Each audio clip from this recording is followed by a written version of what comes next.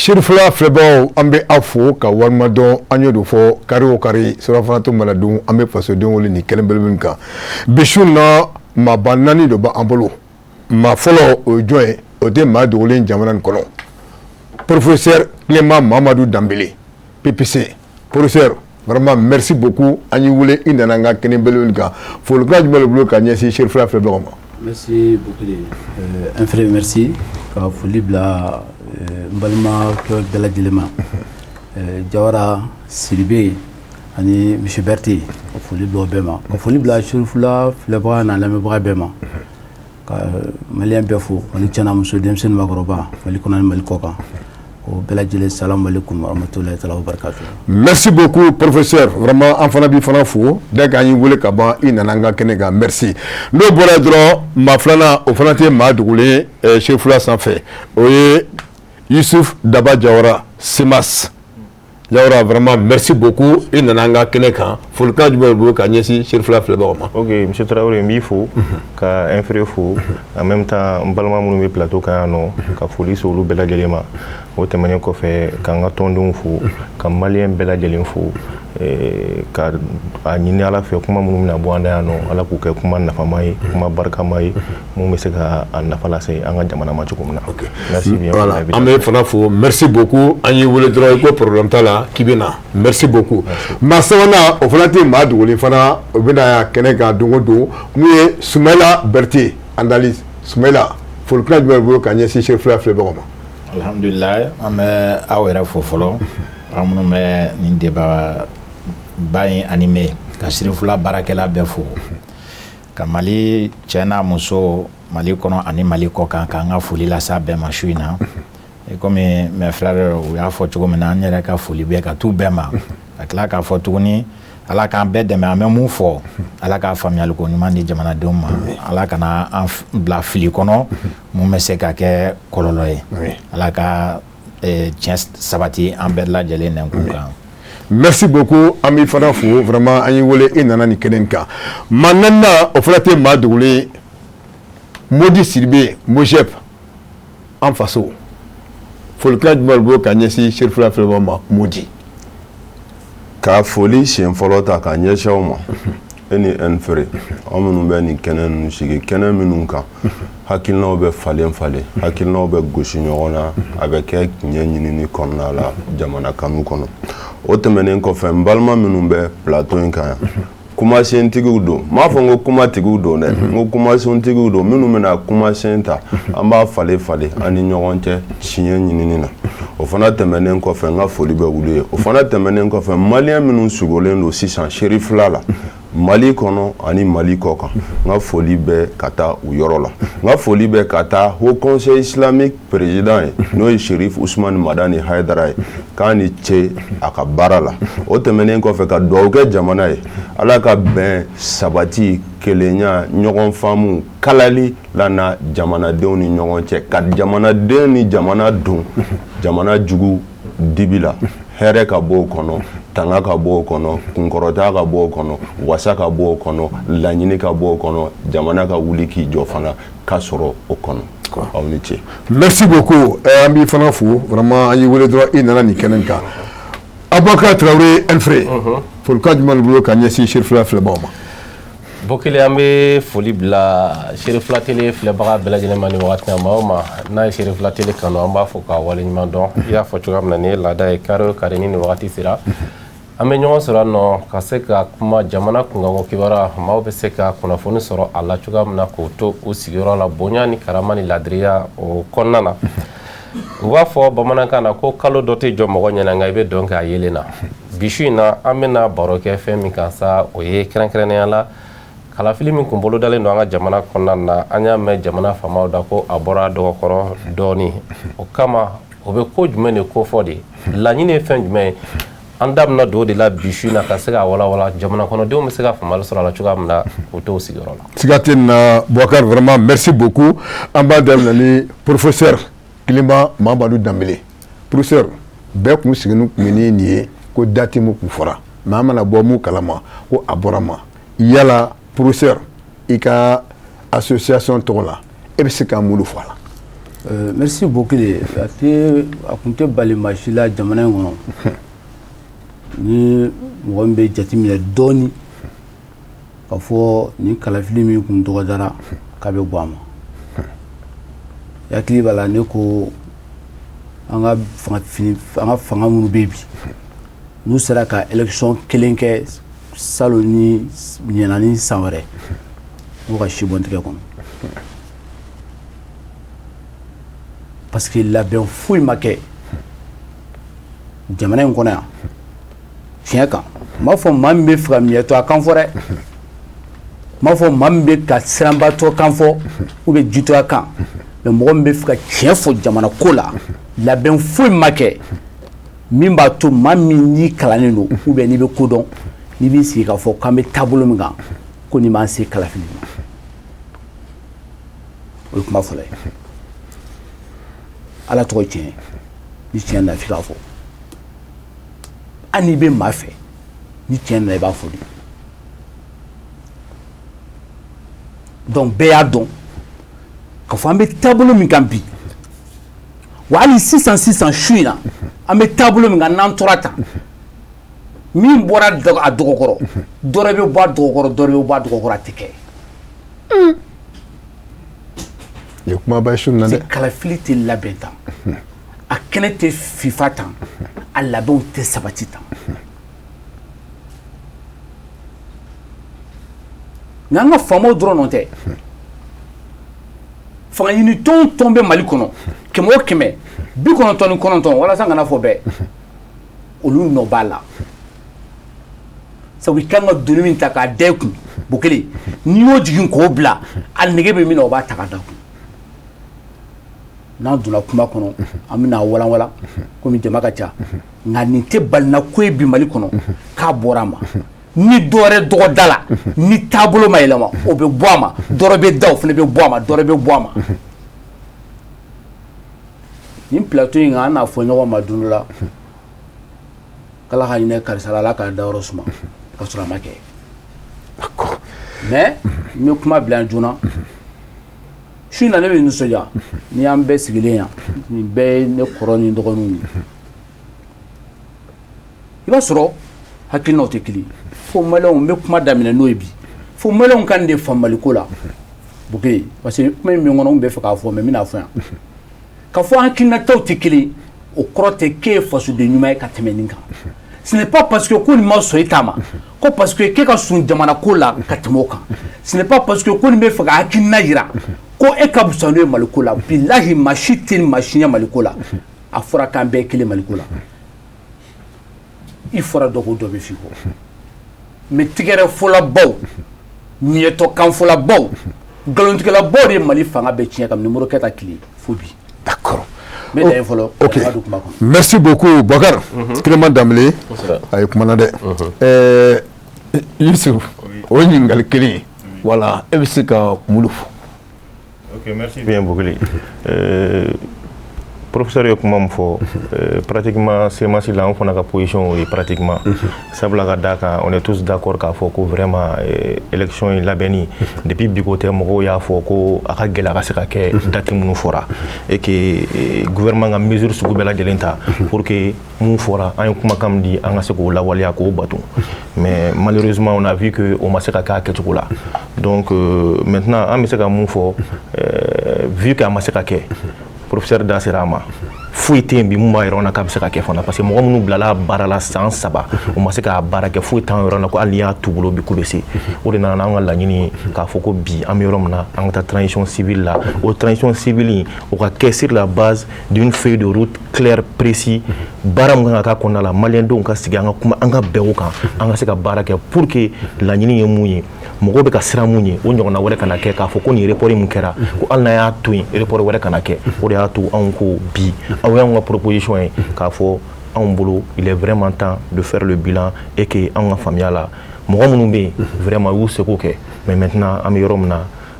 a danganiyara k'a fɔ k'u tɛ se ka baara in kɛ k'a se a seyɔrɔ la donc olu ka bɔ yen équipe wɛrɛ ka na an ka baara kɛ pour que an ka bɔ nin gɛlɛya in kɔnɔna la n bɛ n profiter aw ka micro fɛ komi aw bɛɛ b'a kalama k'a fɔ vendredi tɛmɛnen semasi kun ye welewelema da kɛ a ka tɔndenw ma u ni mɔgɔ b'i yɛrɛ ye semasi hakilina la k'a fɔ k'an ka wuli ka jɔ kɛ ko ka bɔ ka marche pacifique kɛ pour soutenir 2 points fɔlɔ o kun ye k'a fɔ k'an ka taa transition civile la filanan o kun ye k'an ka sɔrɔdasiw k'olu kɔkɔrɔma don a kuma cayara kosɛbɛ an b'an profiter a ka micro fɛ k'an ka serifukɛ fo ne Usumani Madani Serif Ayidara ye k'a fɔ a ye wulikajɔ min kɛ ka se an ka parrain ma n'o ye docteur Cheikh Imam Mamadou Diko ye k'a ɲini an fɛ a ka kumaw fɛ ale kelen tɛ an bɛ maliyɛn bɛɛ lajɛlen fo mɔgɔ o mɔgɔ a kɛra politiki mɔgɔ ye a kɛra mɔgɔba ye k'i wulila ka s'an ma k'i ye message caman k'a fɔ ko vraiment aw hakilina ye nin ye an y'o hakilinaw de ta da la k'a fɔ ko ka fɛn bɔ a dɔgɔkɔrɔ donc an bɛ maliyɛn bɛɛ lajɛlen fo o hakilina la ka tila ka an ka serifukɛ kɛ fo n'o ye Usumani Madani Serif Ayidara ye an yɛrɛ wulila ka s'an ma fɛn bɔlen a ma ka taa bonyamasegin k'a ye donc a y'an bisimila ka ɲɛ donc je profite de l'occasion pour que ka maliyɛn bɛɛ lajɛlen fo o hakilina la merci bien. ok Boubacar nin ye semasi ka hakilina ye an bɛna Berté fan fɛ Berté e fana bɛ se ka mun de fɔ kuma ninnu kan. Alhamdulillah Rabbil Alamina. Nin ko in comme le professeur l'avait si bien dit i kɛra Mali kɔnɔ i kɛra Mali kɔ kan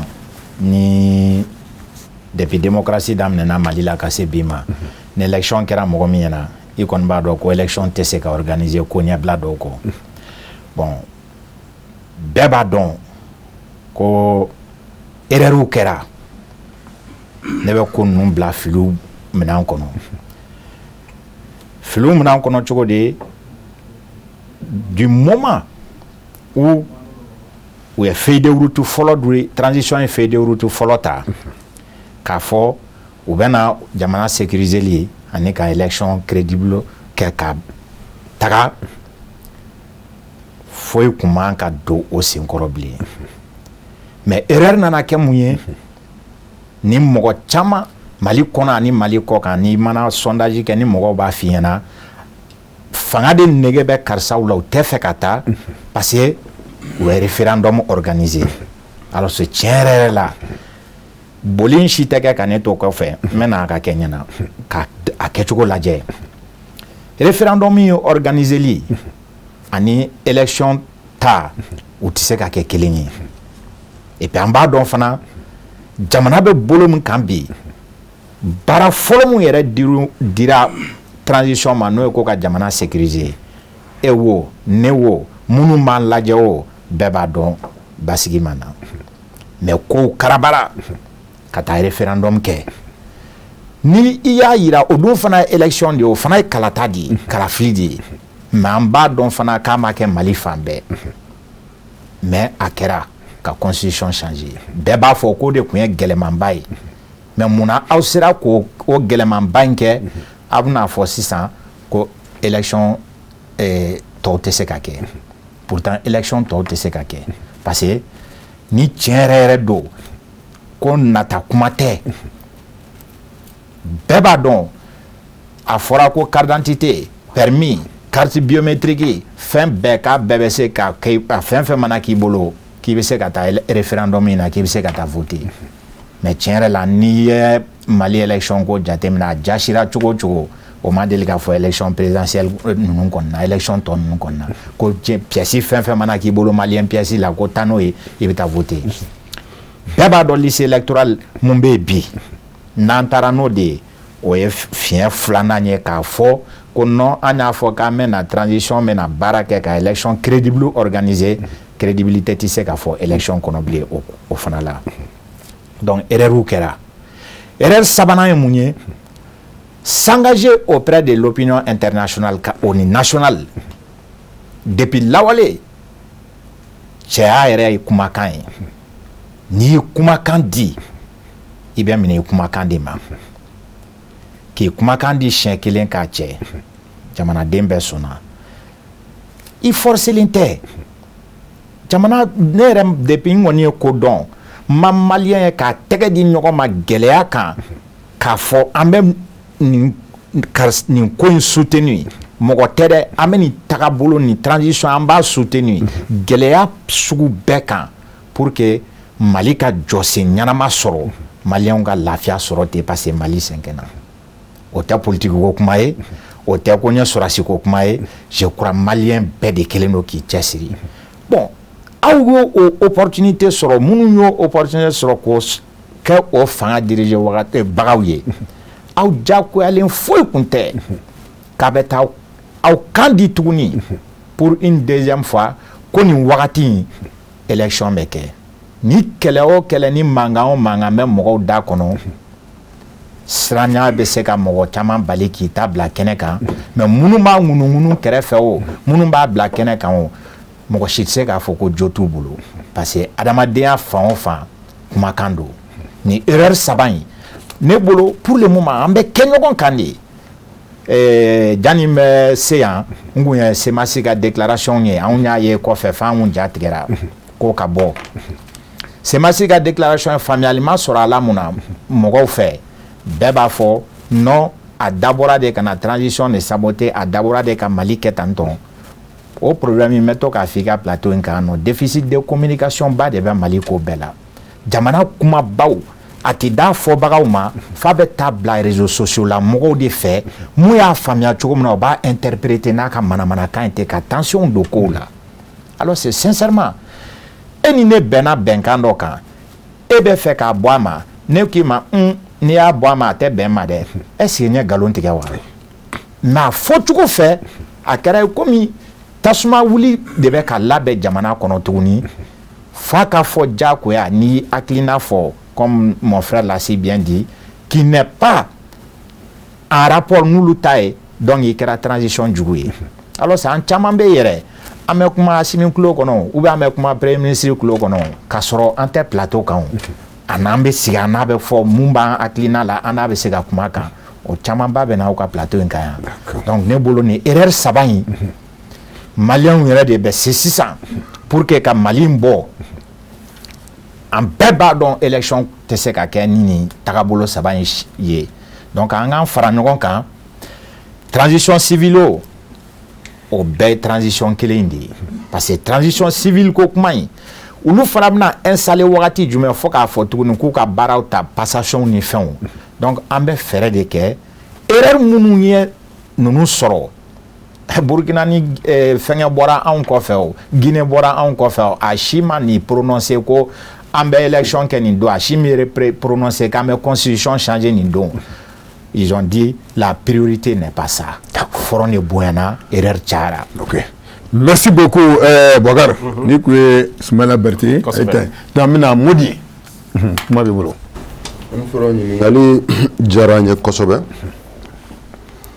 i b'a dɔn n ye Sunjata si ye ni Sunjata tagabolo ni Sunjata ka ko kɛta ma k'i tagabolo ni ka ko kɛta ye i ni Sunjata bɛ se ka kɛ jamu kelen na mais ma d'a la n'aw ye kelen Moro Keyita tagabolo ka ɲi mais sen da sen nɔ la ni Moro Keyita yɛrɛ ye min ye fɔlɔ n'o lahalaw n'o tamaserew dafalen t'i la i bɛ se ka k'i ka sira kan nka ma d'a la ni Modibo Keyita ye kelen ye o tɛmɛnen kɔfɛ n bɛ fɛ ka précision dɔ di précision ye mun ye an ka todunkan na ka hakilina dɔw ɲɛfɔ ɲɛfɔli sen na a bɛ se ka faamu cogo min parce que an ka jamana kɔnɔ n'i ko mɔgɔw ma ko élection dɔrɔn politicien de don a tɛ jamana fɛ politique mɔgɔ y'a ka baara de bila pewu fa t'a ye a ye tuma la ba t'a ye a ye tuma la muso t'a ye a ye tuma la den t'a ye a ye tuma la n'a tɛ ɲɔgɔn ye la a bɛ débatw la n'a tɛ débatw la a bɛ voyagew la jamana kɔnɔ ani jamana kɔ kan e min ma sɔn politique ma e bɛ ka o tɔnɔbɔ i b'i denw kɔrɔ i muso b'i ye tuma bɛɛ i somɔgɔw bɛɛ b'i ye tuma bɛɛ i tɛ avion kɔnɔ taga segin na i tɛ munumunu na jura jafara bɛ digisere ni jonjori sira misɛnnin ninnu kan ka taa tɔndenw ɲini hali n'i bɛ fanga kɔ olu ka se ka kala fili politique mɔgɔw ka hakɛ ye k'a fɔ élection ka kɛ komi sɛnɛkɛla ka hakɛ ye k'a ɲini jamana fɛ engrais ka d'a ma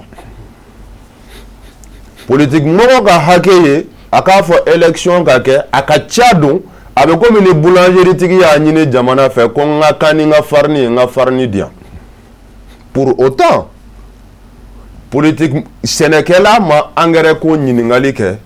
k'a ma faamu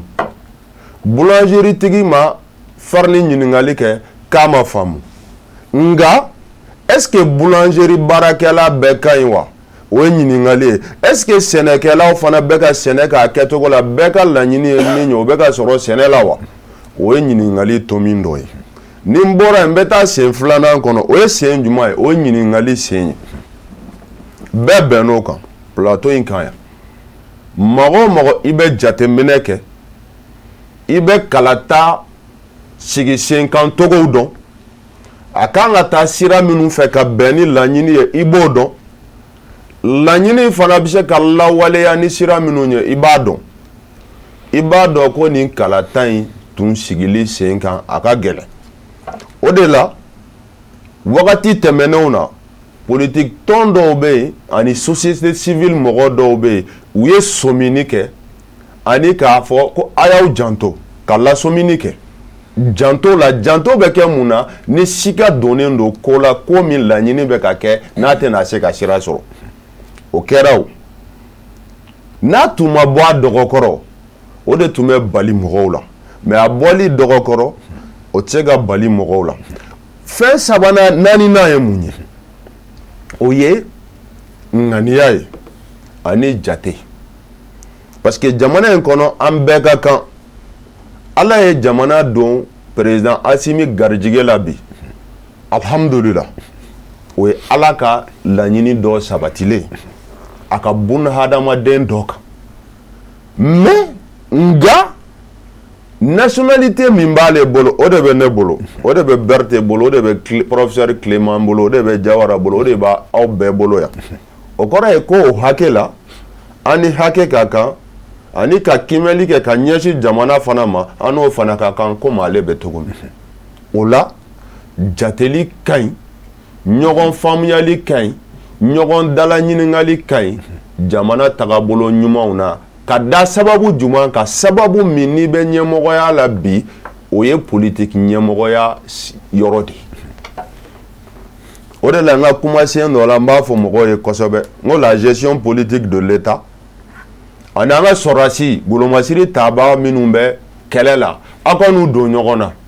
n'aw y'u don ɲɔgɔn na bi ni jamana marali la fɛn dɔ bɛ yen n'o tɛ ka bɛn e ma ne e ani ninnu olu denw de bɛ sɔrɔdasiya la u y'a choix kɛ k'an lakana an n'an bolofɛnw n'i y'i ban ko nin mara selege dɔ man di n ye ka bɔ olu kɔ i bɛ kɛ sababu ye ka kɛ n gɛrɛ nin ye k'i yɛrɛ kɛrɛ fara o la lɛji sigicogo lajɛ depuis yen i b'a dɔn ko kalata tɛ yen o kalata tɛ yen cogo di a mɔgɔw suganti cogo a mɔgɔw sugantira tirage au sort la en tout cas parti politique kan ka mɔgɔ minnu di o tirage au sort la a bɛ komi loterie an bɛ fɛ ka élection kɛ jɛlen an bɛ fɛ ka élection kɛ mɔgɔw bɛ en tout cas fanba bɛ sɔn élection min ma n'i bɛ fɛ k'o kɛ i bɛ mɔgɔw de ɲini mɔgɔ minnu bɛ suganti dɔnko ani faamuyali ani gɛlɛya ɲɛnɛbɔli siraw ye ka se ka wulu sigi a ko kunna wulu ka dɔnnen don n'a ye u tɛmɛna sira damadɔ min fɛ nka Musa nana Isa nana Aminata nana Fanta nana e nana dɔrɔn ka sɛbɛnni kɛ dɔrɔn k'a fɔ ko kelen ta est-ce que i dalen don a la o sugantili sen fɛ i bɛ mɔgɔ min sɔrɔ est-ce que compétence b'a bɛɛ la est-ce que i dalen don a la sugantili sen fɛ i bɛ mɔgɔ minnu suganti laɲini min b'i la a bɛ se ka sɔrɔ a bɛɛ fɛ wa est-ce que o sugantili sen fɛ i bɛ mɔgɔ minnu suganti i ye kumakan min di ani o bɛ se ka sabati a kɔnɔ wa o ye lɛji dɔrɔn ye parti politique fana olu fana ka baara fo k'a ɲɛfɔ fo mɔgɔw k'o faamu o tɛ n faso man di n ye o tɛ k'a fɔ n bɛ mɔgɔ contre la foyi o ye laɲiniw ye laɲini minnu kan ka segin n bɛ bɔ kuma la yɔrɔ min élection référendum ani présidentielle ni législative ni municipal ninnu en toute réalité en toute objectivité référendum ye mun ye o ye ka voter kalata min bɛ organiser ka jamana sariya sunba ta mɔgɔw fɛ maliyɛnw fɛ o sariya sunba o ka kɔrɔ ni président ka mandat ye o ka kɔrɔ ni caman si ye wa o bɛ kɛ jamana kunna ka se fo hakɛ min ni mɔgɔ par exemple constitution min tun b'an kan taara 91 o san 30 ni kɔ bi donc n'i ye président ka mandat lajɛ ka jamana sariya nafa lajɛ ani président élection nafa lajɛ ne ma d'a la ni différence ba b'u ni ɲɔgɔn cɛ n bɛ ko kuma la yɔrɔ élection et report dalu o de jɔ sen gɛlɛyara sinon maliyɛnw bɛ se ka bɛn lakana tɔgɔ la ka sigi ko kunna ko min n'o bɛ se ka wolo ka élection bɔ a dɔgɔkɔrɔ ni ka a lasegin ka na tuguni a ka voter ni fɛn fɔra n'a tun sɔnni bɛ se ka sigi fɛn min kan parce que bɛɛ bɛ fɛ jamana ka lakana bi. ok Bakar ni kun ye mot di. kosɛbɛ donc an bɛ kuma di ma. professeur n bɛ ɲininkali min tɛnku e la an b'a ye k'a fɔ depuis jamana faamaw bɔra k'a jira k'a fɔ ko kalafili bɔra dɔgɔkɔrɔ sabula u y'a jira k'a fɔ ko jamana kuntigisi ko de bɛna se ka kɛ donc ko élection tɔw tɛna se ka kɛ e yɛrɛ bolo parti politique ninnu an ye k'a fɔ o bɔra o fɔra ɲɔgɔn kɔ sabula maaw ka laɲini ma kɛ kelen mais e yɛrɛ y'o ko ye cogo jumɛn na ani communauté internationale CEDEAO ka fara o kan olu ka i bɛ se k'i sigi ni fɛn jumɛn olu fanfɛla la. Un frère, merci beaucoup. Fina n bɛ sɔn ka kɛ n siɲɛ fɔlɔ ye nka an na sigi an kɔ dɔɔni sabula Mali kɔnɔ maa o maa ye san 25 san 30 ye n'i m'a ɲɛɲini kosɛbɛ e tɛ Mali dɔn maa o maa si ye san 40 san 45 e bɛ dɔɔni dɔrɔn dɔn Mali ko la nka an ka taa kɔ Fina la an bɛ hakili jigin mɔgɔ dɔw la minnu bɛ san 70 o kɔrɔ an ka yɛrɛma hɔrɔnya ta tuma min na o y'a sɔrɔ a caman ye san 7 ye mais fɛn 7 f'i ye su in na a b'a to an caman bɛ an bɛ Mali ko faamu a bɛ maaw ni lafiya a b'a to i bɛ yeli kɛ Mali ko la cogo wɛrɛ fɛ problème b'an da la i b'a faamu i ka ɲininkali ko parti politique fara ɲɔgɔn kan u ma deli ka fara ɲɔgɔn kan yɛrɛ kabini Ala ka diɲɛ da o ma fara ɲɔgɔn kan parce que caman donna politique la ni miɛtɔya de caman ma politique faamu y'a miiri ko politique da ye fanga ɲini de ko fanga ye sɔrɔli ye kuluba de ko n'i sera kuluba ko ni min diya k'i b'o kɛ k'a banna an curu yɔrɔ bɛɛ filɛ nin ye a fɔlɔ ye jumɛn ye kabini Moro Keyita tile n'a ni Fili Dabo Sissoco PSP n'a n'olu bilala ɲɔgɔn na n'u ye tribunal populaire kɛ ani Diko ninnu k'olu minɛ Mamadi Diko o tajuru sira n'o bere tara Moribo Keyita kɔfɛ ka torin dɔɔni fo Musa Tarawele n'o tun ye a yɛrɛ kɛrɛfɛmɔgɔ ye miliciens ka formateur n'o nana a yɛrɛ minɛ Moro Keyita bɛ minɛ don min na a ma di maliyɛnw ye Moro Keyita tun man di maliyɛnw ye taa histoire lajɛ a fɔra Moribo ma yan k'a bɛna dingɛba dɔ sen Waraba Filaso kɛrɛfɛ u b'a fɔ o ma ko Sutadunu ko ka taa maakɔrɔbaw san 70 ni san 60 bila ko k'u bɛɛ faga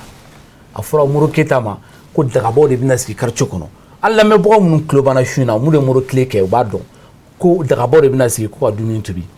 k'i to kare kɔnɔ k'i woloden wele ko Moribo ni tun y'a kɛ miliciens ɲɛna i tɛ sɔn yɛrɛ miliciens jɔlen k'i den wele ko Moribo an na tɔgɔ Moribo ko singomi ɲimini ko bɛna dabila Sudan sine kɔnɔ ko bɛɛ bɛ gɔyɔ ɲimi nin fɔra Moro Keyita ma yan hali n'a sɔrɔ tiɲɛ tun tɛ a bɛ bin don min na maison du peuple la mɔgɔw de bɔra dɔw y'u ka misɔrɔ fɔni k'u ka fini bɔ k'a da k'u cɛ turu k'a la wele ka dugawu kɛ Musa Tarawele a y'a sɔrɔ lieutenant minnu bɔra fanga la o don olu fana ma yafa Musa ma fiyewu u y'a talon fo ka taa bi o k'olu ma ko démocratie nana Moro Keyita Musa Tarawele binnen an bɛ dɔw yɛrɛ dɔn kɔsɛbɛ na u ko démocrates ma ɲi u ye démocrates kɔrɔ tajuru sara berew bɛ sen halisa mais n da pɔ kɔnɔ su in na n da kun t'o ye dɔw an tora ten Musa Tarawele o nɔfɛmɔgɔw olu fana ni ma kɛ démocrates fɛ fiyewu ni ATT yɛrɛ kɛra coup d'état sababu ye i bɛ na mɛn su in na han fo ka taa kɛ tuma min na ATT yɛrɛ binna a y'a fɛ n ka bɛ Musa Tarawele ma tarata 3 bala maliyɛnw ka tɔgɔw lamɛn dɛ tarata 3 bala nanga ma di ne tun bɛ fɔ Musa Tarawele ma a tɛ taa an bɛ sa yen nɔfɛ nin dɔnkili dara Sidibe ninnu denmisɛnninw de fɛ a tɛ taa an bɛ sa yen nɔfɛ kuma in na mɛn dɛ an bɛ sa yen nɔfɛ a bɛ bin don min na a bɔ Kuluba n'a bɛ boli ka t'i yɛrɛ kalifa Sénégali hali basa ma faga masi ma sa un frère o tajuru saramɔgɔw fana farala ɲɔgɔn kan a y'a ye san 7 kɛ u ye bere di a y'a min ma ka bololanɛgɛba don a tigɛ la CEDEAO natɔ Mali ye ko dɔ kɛ a don Maliyɛnw ma ko dɔ kɛ mɔgɔ ma de ka min kɛ diɲɛ kɔnɔ ka t'u da gitɔrɔn de sanfɛ ko avion tɛ jigin k'olu bɛ a y'a fɛ o y'a ye san 7 kɛ selenkɛ a bɛ kaso la hali mɔgɔ tɛ taa bɔ a ye Sanbalaɲɔ o tun b'a wele ten ni donsɔngɔnin fɔlaw tun bɛ donsɔngɔnin fɔ u b'a wele ko Sanbalaɲɔ de IBK nana kankelentigi ne yɛrɛ b'o bi mɔgɔw la o IBK bɔra yen minnu ka nan bɔnna mais minnu kɔnɔ k'olu ye fana kun kan ka don ko la n'olu ma don ko la sisan olu ka tajuru sara turu bɛ Asimi yɛrɛ la n bɛ fɛ ka min fɔ su in na Mali faama bɛɛ kan k'i farati tigɛrɛ fɔ la ho la an bɛ sa yen nɔfɛ kankelentigi Sanbalaɲɔ Asimi ta tɛ ko Asimi fo saya a bɛɛ nkalon su in na y'an ɲininka min na n'o ye élection ye démocratie yɛrɛ ma faamuya Mali kɔnɔ fɔlɔ un frère Mali yɛrɛ problème ba y'o de c'est pas bɛ Malien kɔnɔ ko démocratie man ɲi mais non problème tɛ démocratie la dɛ a tɛ diɲɛ yɔrɔ si démocratie la fo ni démocratie faamuya baliya a n'a kɛcogo jugu o de bɛ na ni problème ye bɔ sisan studio in kɔnɔ i ka mɔgɔw ɲininka ko démocratie ye mun ye maa 100 o maa 100 maa 99 b'a f'i ye ko démocratie ko ni élection kɛra démocratie tɛ ko élection kɛra dɛ démocratie tɛ kalafili ye dɛ démocratie ye kala fili cogo dɔ de n tɛ hali dictature kɔnɔ n ko élection de na ni Adolf Hitler ye fanga la élection de na ni Adolf Hitler ye fanga la élection bɛ kɛ Chine a bɛ kɛ Vladimir Poutine fɛ an n'u bɛ ɲɔgɔn falen élection bɛ kɛ yɔrɔ caman koyi nka démocratie a tɛ yen nɔ donc démocratie yɛrɛ fɔlɔ an ka min faamu o ye kala fili cogo ye min de ka kuma in jaabi parce que n'an ye ɲɔgɔn faamu dɔrɔn e ka kuma i bɛna jaabi ye o kɔfɛ tuguni défaut fɔlɔ min bɛ yen ni maa min sigira fanga na a b'an kɔnɔ ko i b'an ka diɲɛlatigɛ bɛɛ de ɲɛnabɔ k'a bɛɛ banna karisa de bɛna ɲɛnabɔ i bɛ tɔgɔ dɔ dalen o tigi la b'i kɔnɔ ko o ɲɔgɔn tɛ yen a ye kuma dɔ fɔ su in na Sidibe diyara n ye Sunjata mɔdenw dɔw yɛrɛ bɛ bi olu b'a fɔ ko président ka fisa ni Sunjata dɔw b'a fɔ ko a ka mɔgɔ sɔrɔla i b'a hakili to kunna sini dɔ ko Mali président ka fisa n'ale fa n'a ba ye o fɔra ni jɔlen ɲɛna parce que mɔgɔw b'a miiri k'a fɔ ko ni min bɛ fanga la bi ko de b'a bɛɛ ɲɛnabɔ parce que fɔlɔ masakɛw de mana sigi ale b'a bɛɛ ɲɛnabɔ diɲɛ yɛlɛmana a bɛ sa dɔw kɔnɔ halisa ko mɔgɔ kelen pe de bɛ se ka mɔgɔ miliyɔn 25 kungo ɲɛnabɔ ka mɔgɔ miliyɔn 25 sigilen to yen an t'an ka gidɔrɔnw datugu dɛ an tɛ foyi kɛ an m'an sigi dɔrɔn ko président de kan ka bɛɛ ɲɛnabɔ ko ni président ɲɔgɔn tɛ yen Mali président si ɲɔgɔn tɛ yen fɛn fɛn nana ka numéro kɛ ta tile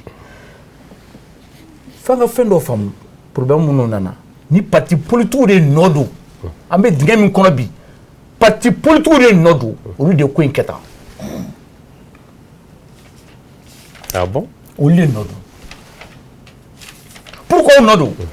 kabini kuma min na loi électorale bɛ sigi ne t'a dɔn parti politique si ma kuma bɛɛ y'i ta kɛ kɛrɛfɛ kuma ni ye déclaration bɛ bɔ réseaux sociaux ni WhatsApp de sanfɛ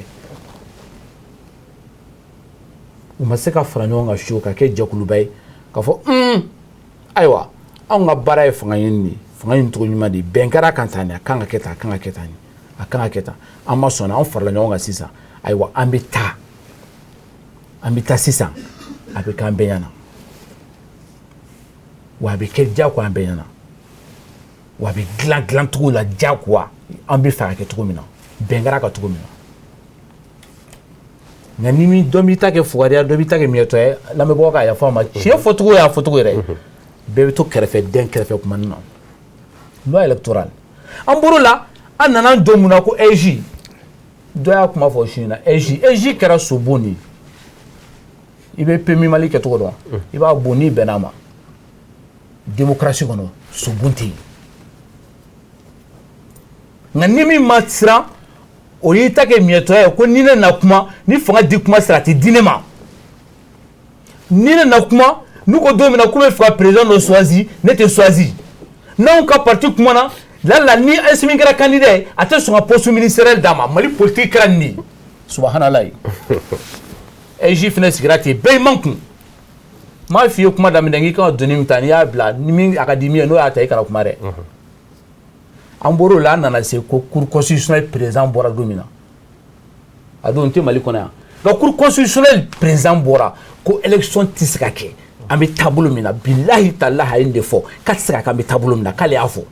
ko ni parti politique bɔra Mali carré kɔnɔ k'ale yɛrɛ bɛ far'u kan ka yala c'était la première fois kabini Sunjata tile cour constitutionnel président ka bɔ k'a fɔ publiquement ne tɛ se ka élection kɛ nin condition kɔnɔ wa parti politique n'a bɔra n yɛrɛ bɛ bɔ ka fara o kan mɔgɔ ma bɔ mɔgɔ ma kuma bɛɛ y'a kɛ kɛrɛfɛ kuma n'u ye dilan jukɔrɔ kuma k'i da don bɔrɔ kɔnɔ ka kuma Sumaworo tile an bɛ ka Sunjata kɔnɔ mɔgɔ si tɛ kuma mais kuma laban yɔrɔ min na cour constitutionnel ta kɔfɛ an nana don fichier ko la i bɛ permettre parce que balimakɛ kumana na mais miliyari 5 de kan ka sara ko an ka fichier taara otage la sanni feere don n ka téléphone n'a ko k'a b'a feere ne ma 5000 n'i ye 4000 sara ni nana n ka téléphone n'a ko 1000 sara ni n ko n tɛ 1000 sara ne ka téléphone t'a bolo dɛ n kan ka min sara n b'o de sara mais ne ma min faamu n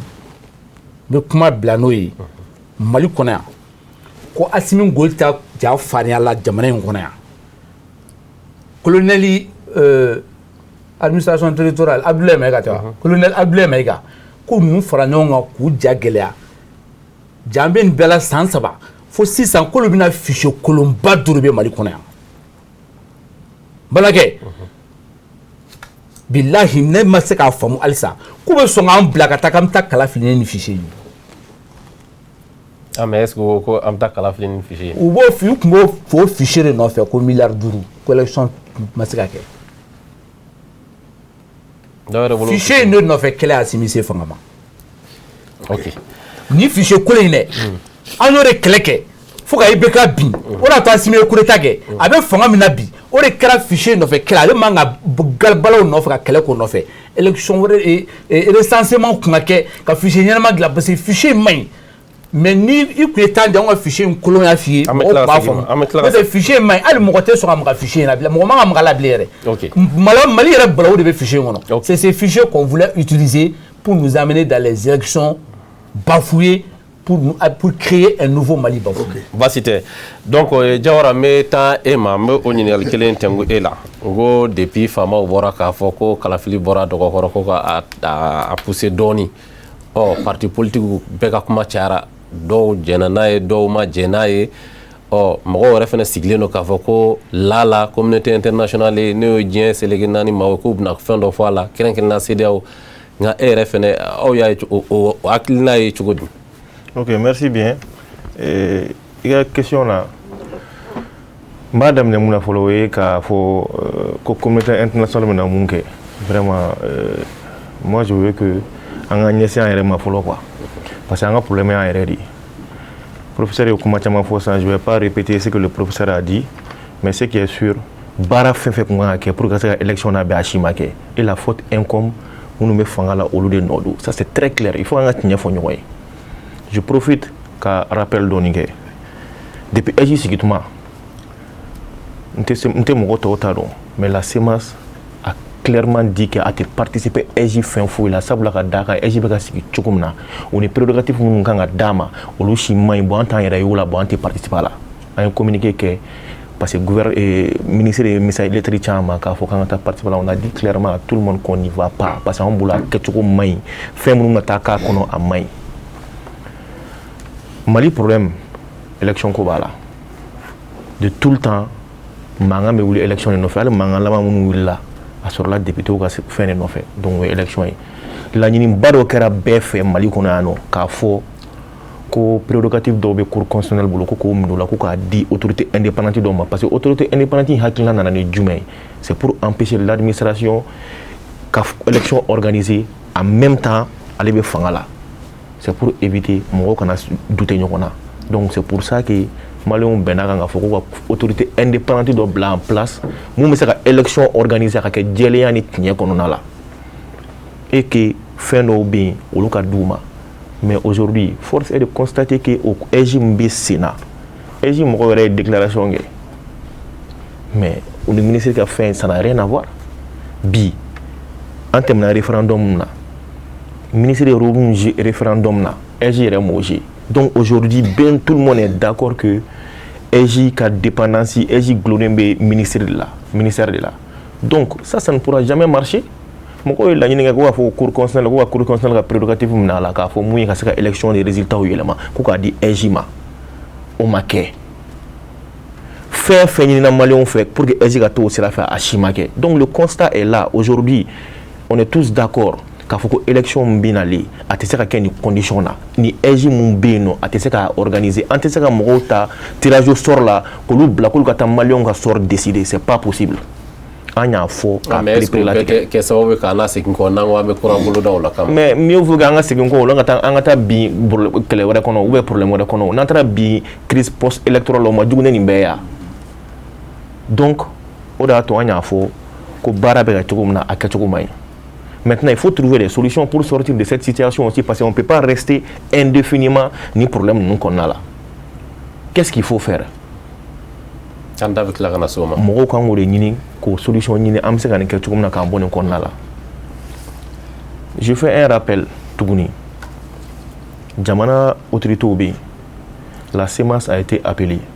loi électorale be falin tumamna antara CNT là. On a fait des propositions mais ces propositions là n'ont pas été prises en compte. Je sais que partis politiques wara obi ou les mouvements wara obi association wara obi personnalité publique obi munu wolela ku hakilna fo projet de loi kan loi électorale kan mais atara wolo muna anya ye ka fo on mata en compte jusqu'à ce que ambe bi problème na tuguni ka fo ko loi électorale ko ga beka hakilna ta en compte. Non beka hakilna tira ta en compte. On est d'accord beka hakilna tira ta en compte mais hakilna munu kan au moins c'est auluta. Hakilna munu kain auluta abaro mun kain jamana ma auluta pour ça le commande faut c'est important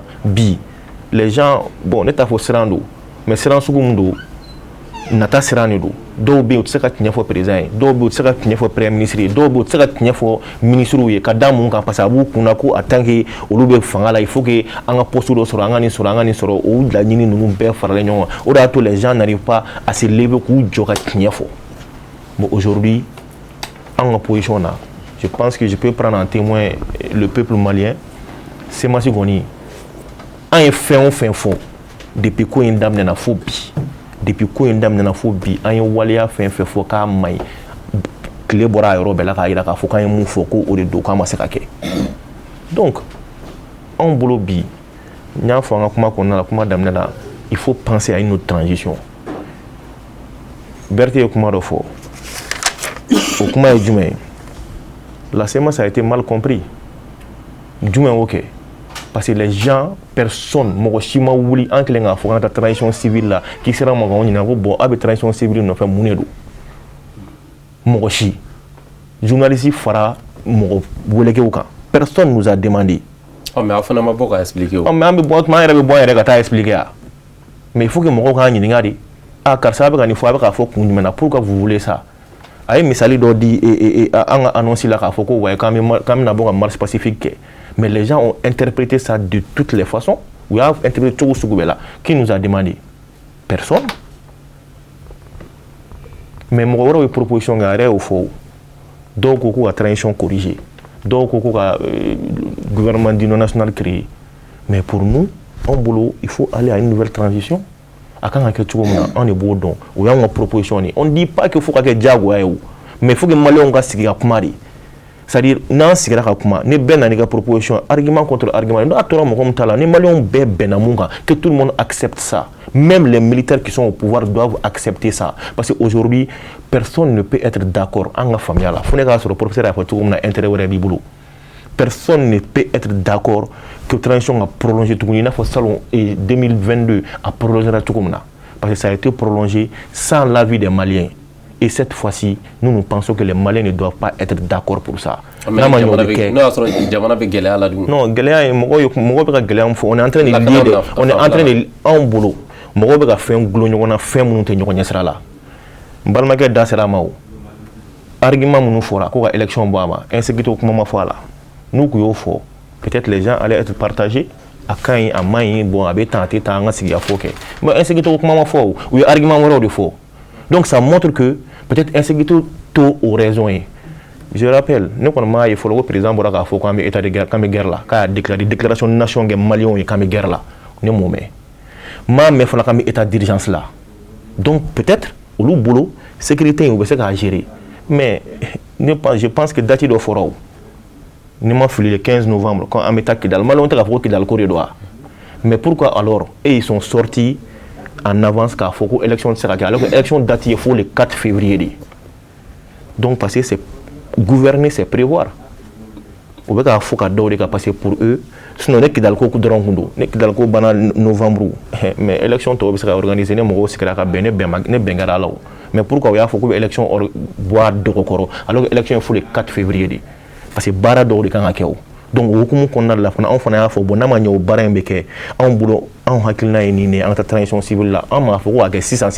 on n'a pas dit ça mais nous pensons que dès maintenant il faut préparer une transition civile akan ake chugumna on a kan la wala chugumna on a famille là en fo maintenant les gens peuvent débattre de ça. OK donc on bulo bi tient mouy élection flau élection fin kan ake akeli ka gele professeur Dassara Fiché comment maman Washiti Dado là beba donc il faut des réformes pour aller aux élections mais la vérité est que nous charger la baraka au masé ka ke nous masé ka ke horoya ou de masé fait mon ka ke vraiment à faut netesi moko kanini munu mesi na fora moko on parle pas de nous on parle des Maliens qui sont capables de pouvoir régler ce problème là pour que boa konna là faut angase ka bo transition konna là et je profite mais comment professeur va contrôler konna là.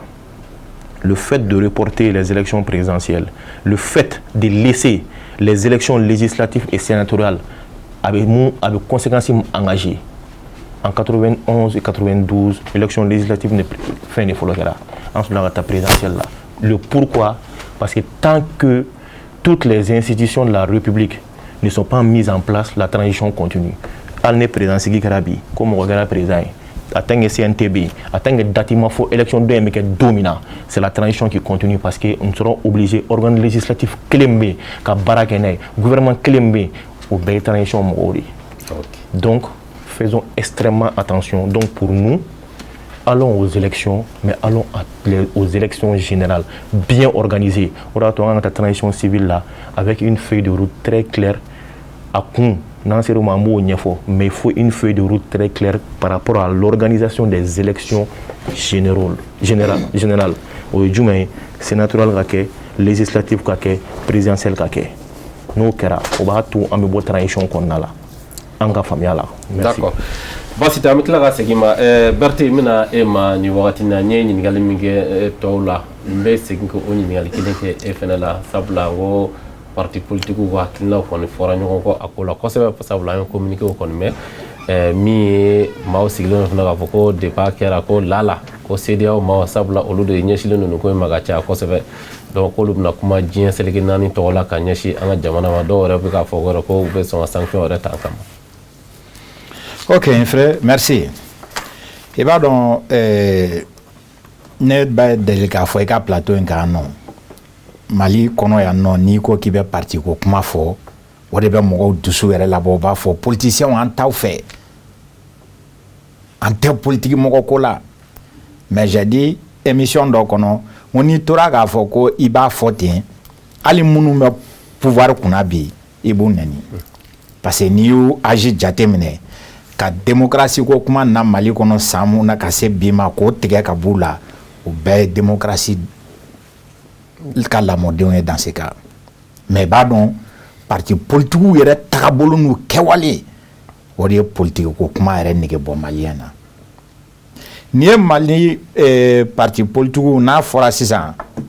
ko élection borama des mouvements qui sont créés sans sabanin konona la dron ne yo damado de nguntande mais o damado dron de Moussa Singo ka mouvement ou bien parti Semasi ani do comme Semasi o nyema y a le docteur Mamoud Diko en plein dono là sinon doro wiye déclaration nge kante jenayo ko transition a été prolongée tant que vis-à-vis a ye mun fɔ o de bɛ respecté mankan ma wuli o kuma caman ma don a la o parce que pour maliyɛnw yɛrɛ bolo pour que i ka faamuya ou bien i ka dɔn o y'a sɔrɔ i ye dirigeli de kɛ jamana nin kɔnɔ n'a ma fɔ ko non ko Karimasina ye nin poste in kɛ a ye nin dirigeli in kɛ hali ni hakilina ɲuman b'a la jamana ko la o b'i kɛ bolo kɔfɛ mɔgɔ ye o ye parti ninnu kɛr'u bɛɛ tagabolo ye bɛɛ kelen n'o k'i manto mɛ kuma dɔ mɛ n frère da ka caya ko miɛtɔya ko don maliyɛn politiki dɔrɔn tɛ dɛ an sera degré dɔ ma fɛn bɛɛ kɛra jeu calcul ye f'i yɛrɛ bɛ taa coro mun na i t'o ye bilen fɛn bɛɛ kɛra nafa ani tɔnɔ ye f'i yɛrɛ bɛ taa coro mun na i t'o ye bilen sinon nin ko in bɛɛ b'a dɔn k'a fɔ déficit de communication o dama mun bɛ ka kɛ ka Mali yɛrɛ coro Mali dirigeant fɛ dɔɔnin tɛ n y'a f'i ka plateau kan n'an taara négociation fɛn fɛn la k'an ka cadre taara hali ni banbaganci ninnu cɛ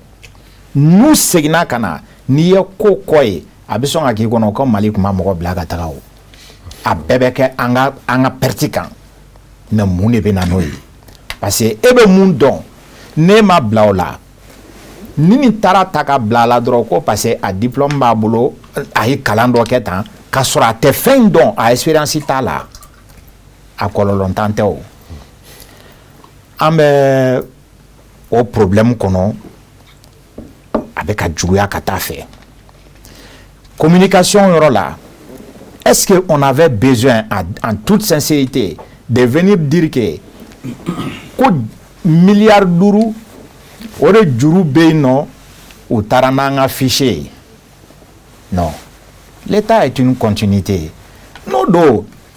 i bɛ ka binni o munna i bɛ ka kun ye sariya dɔw ta an bɛ loi mun taara sɔrɔsiw yɛrɛ kama est-ce que a fɔlen ko i bɛ ka bɔra ye ko loi in abrogera ka bɔ yen wa a tɛ ka continuer wa ni sɔrɔsi dɔ sara nin bɛ kɛ tan nin bɛ kɛ tan loi de programmation militaire et d'orientation militaire o an ko exemple ni dɔrɔn ta o tɛ ka continuer l'État est une continuité aw nana sɔrɔ nin ɲɔgɔnna aw de kan ka élection organiser nin ɲɔgɔnna problème ba bɛ yen parce que 5 milliards kɛra problème ba ye sinon candidat bɛ olu yɛrɛ bɛ 5 milliards juru dɔ Mali la u b'a bɔ k'a di mais o camanba bɛ maliyɛnw na yan nɔ Mali tɛ se ka bala 5 milliards ko problème na mais communication cogo la c'est ridicule d'aller dire que o de bɛna élection bɔ a ma a kun ka fɔ sa e ni ne bɛɛ b'a dɔn tiɲɛ yɛrɛ la k'an bɛ tagabolo min na bi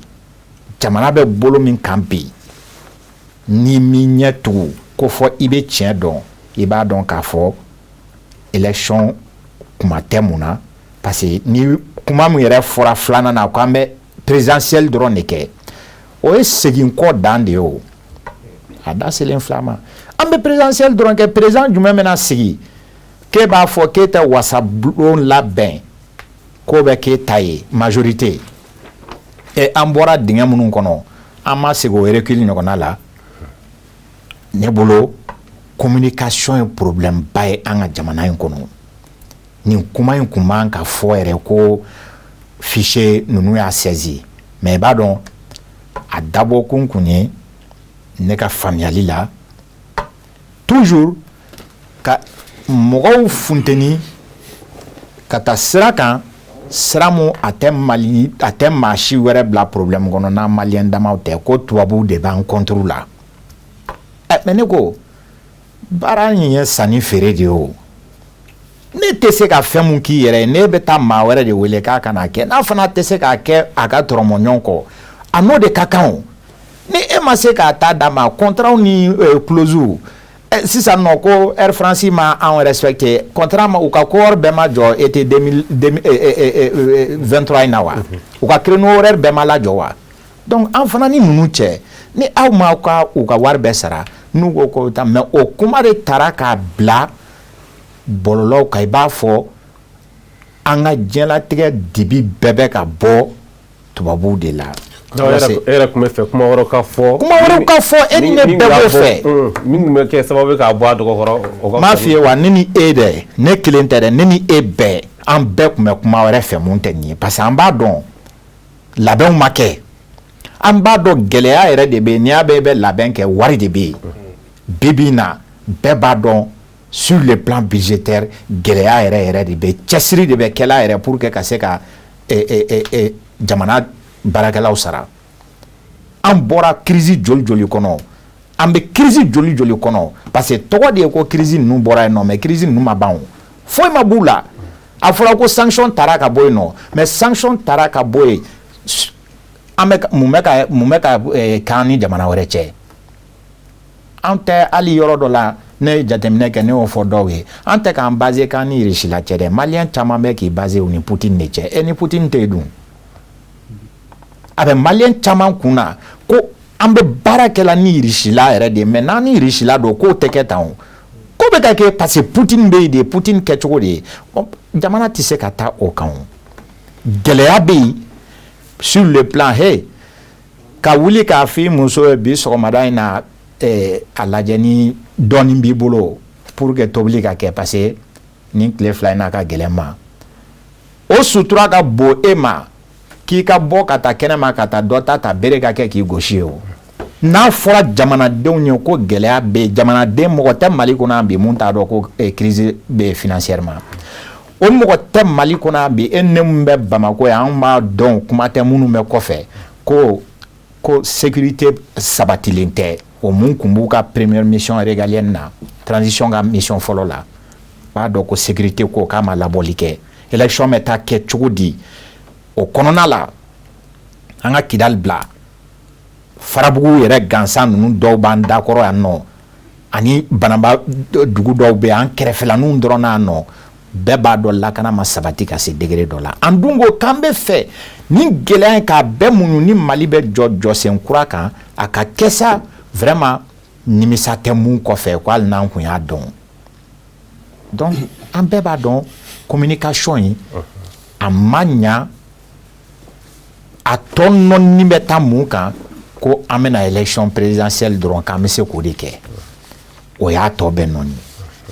élection présidentielle e yɛrɛ k'a lajɛ bon o de la a yɔrɔ dɔ fɔ ko parti politique de ye Mali se problème ma ne bɛ to k'a fɔ n ko parti politique tɛ yan Bokele b'a ka tɔn sigi a b'a ka pari sigi ni mɔgɔ min nana don a ka pari la a kan ka di mun fɔlɔ ma a kan ka di mun laban ma o caman de bɛ Mali la ko parti n ta ye n ka pari ye n bɛ n ka pariden n b'a kɛ tan n'o tɛ parti ye conviction ko de ye o politique yɛrɛ i bɛ don a la conviction dɔ de kama o ne bɛ nin kɛlɛ in ne bɛ nin ko in de kɛ hali n salen jamanadenw b'a dɔn ko Karimasina ka laɲini bɛɛ bɛn nin ko in kɛlɛli ma bi Mali éducation binnen don parti jumɛn bɛ kuma la Mali sécurité ko fɛngɛlen don parti jumɛn bɛ kuma la nin ko in fɔra parti minnu créera wagati damadɔninw kɔnɔ a tɛ san 5 partiw bɔ olu dɔrɔn de bɔra minnu ye poste baw kɛ jamana in kɔnɔ minnu bɛ ka continuer ka profiter kosɛbɛ i y'a jumɛn bɔlen ka kuma k'a fɔ ko non an bɛ fɛ an ka sigi an ka kuma communauté internationale kana n'an bugɔ mais bɛɛ b'i sigi sisan fo n'a fɔra ko sanction ko kuma fɔra uri ka taa régler peuple yɛrɛ ka bɔ ka taa yɛrɛ défend mais à quoi sert bon dans ce cas de parler d'élection de parler de partis politiques donc ne bolo mais kuma fɛngɛ n'o ye ça serait un grand recul en arrière k'an ka fɔ k'an bɛ taa ni élection présidentielle dɔrɔn ye basi tɛ Modi o kuma kelen ɲininkali kelen n b'o tɛngu e fana la ɲininkali ye min ye o ye n ko an bɔra k'a ye k'a fɔ depuis faamaw y'a fɔ ko ka élection bɔ a dɔgɔkɔrɔ min ye parti politique hakilina tilala fan caman fɛ dɔw yɛrɛ kɔni bɔra ka kɛ ni fɛn an bɛ faamaw soutenir kɔnɔ dɔw ko non an tɛ jɛn n'a ye kɛlɛ ka kumamisɛnw caya an b'a ye k'a fɔ min ye communauté internationale fɛnɛ dɔw sigilen don k'a fɔ la ko CEDEAO k'u bɛna nin bɔli min kɛlen ka dɔgɔkɔrɔ k'u fɛnɛ bɛna hakilina dɔ ta ko la e bɛ mun sɔrɔ ka fɔ an fɛrɛ i ka ɲininkali diyara n ye i b'a dɔn politique mɔgɔw an ka jamana kɔnɔ ne yɛrɛ ye dɔ ye différence ba de b'an ni ɲɔgɔn cɛ mais a donna maliyɛnw kun na ni sira kelen ni fɛɛrɛ min bɛ se ka wolo an bɛɛ donni la kulun kelen kɔnɔ k'an fili ba la ko mɔgɔ si man ɲi o dabɔra o kama communication kɛra o kan parce que sini ni fanga ɲini bɛ yen mɔgɔ minnu bɛ se ka kɛ gɛlɛya ye o fanga ɲini ka dankara la walima ka a ko fɛgɛfɛgɛ kosɛbɛ o ye minnu bolo bɛ ca la ye ca ye mun ye politiki baara la parce que i tɛ se ka soɲɔ kɔnɔna dɔn ni sotigi yɛrɛ ye o communication de kɛra o pour que ka politiki mɔgɔw labɔ o base yɛrɛ ye politiki mɔgɔ caman ye o a dɔw yɛrɛ fanga kɛ ka tɛmɛ u y'u ka guloki falen k'a kɛ komi olu ma deli ka politiki fanga kɛ Mali kɔnɔ ko politiki mɔgɔ ma ye mais c'est à dire jamana in ko ni denmisɛnnin dɔw tun b'a kuma la o don n'i ye kuma fɛn fɛn fɔ a jate minɛ an ka jamana kɔnɔ ne bɛ sun bɛ seli bɛɛ b'o dɔn mais n'i ye fɛn fɛn fɔ an ka jamana kɔnɔ a jate minɛ bani mɔgɔw b'a fɔ ko Ala k'a nɔgɔya n'i ko ko yan fɛn minɛna Ala k'a nɔgɔya n'i ko ko sira tiɲɛna Ala k'a nɔgɔya n'i ko ko dɔgɔtɔrɔso ma ɲi ko Ala k'a nɔgɔya alors que les 5 piliers de l'islam là ani Ala cɛ contrat y'o de ye quoi t'i jɔ siraba kan kɛ ko Ala ka i dɛmɛ ni mobili b'i tɛmɛ ni ou bien n'a tɛ tɛmɛ ni ou bien i ka t'i jɔ étage sanfɛ k'i bin duguma jamana in kɔnɔ f'an ka baara de kɛ an ka kuma nɛmɛ n'an ma baara kɛ ka kuma nɛmɛ an bɛ to tuuru cɛ la ɲɔgɔn kan yan foyi tɛ ɲɛnabɔ politique mɔgɔ dɔw bɛ yen olu ye politique sira bila ni hakilina kelen pewu ye la ni Asimi ma kɛ candidat na suganti ni ye fɛn fɔ min na hakilina tɛ taa fan kelen fɛ n ka sugantili tɛ n'a bɔ o la i jɔ n ka makun dɔw fana olu yɛrɛ b'a dɔn ko ni jamana in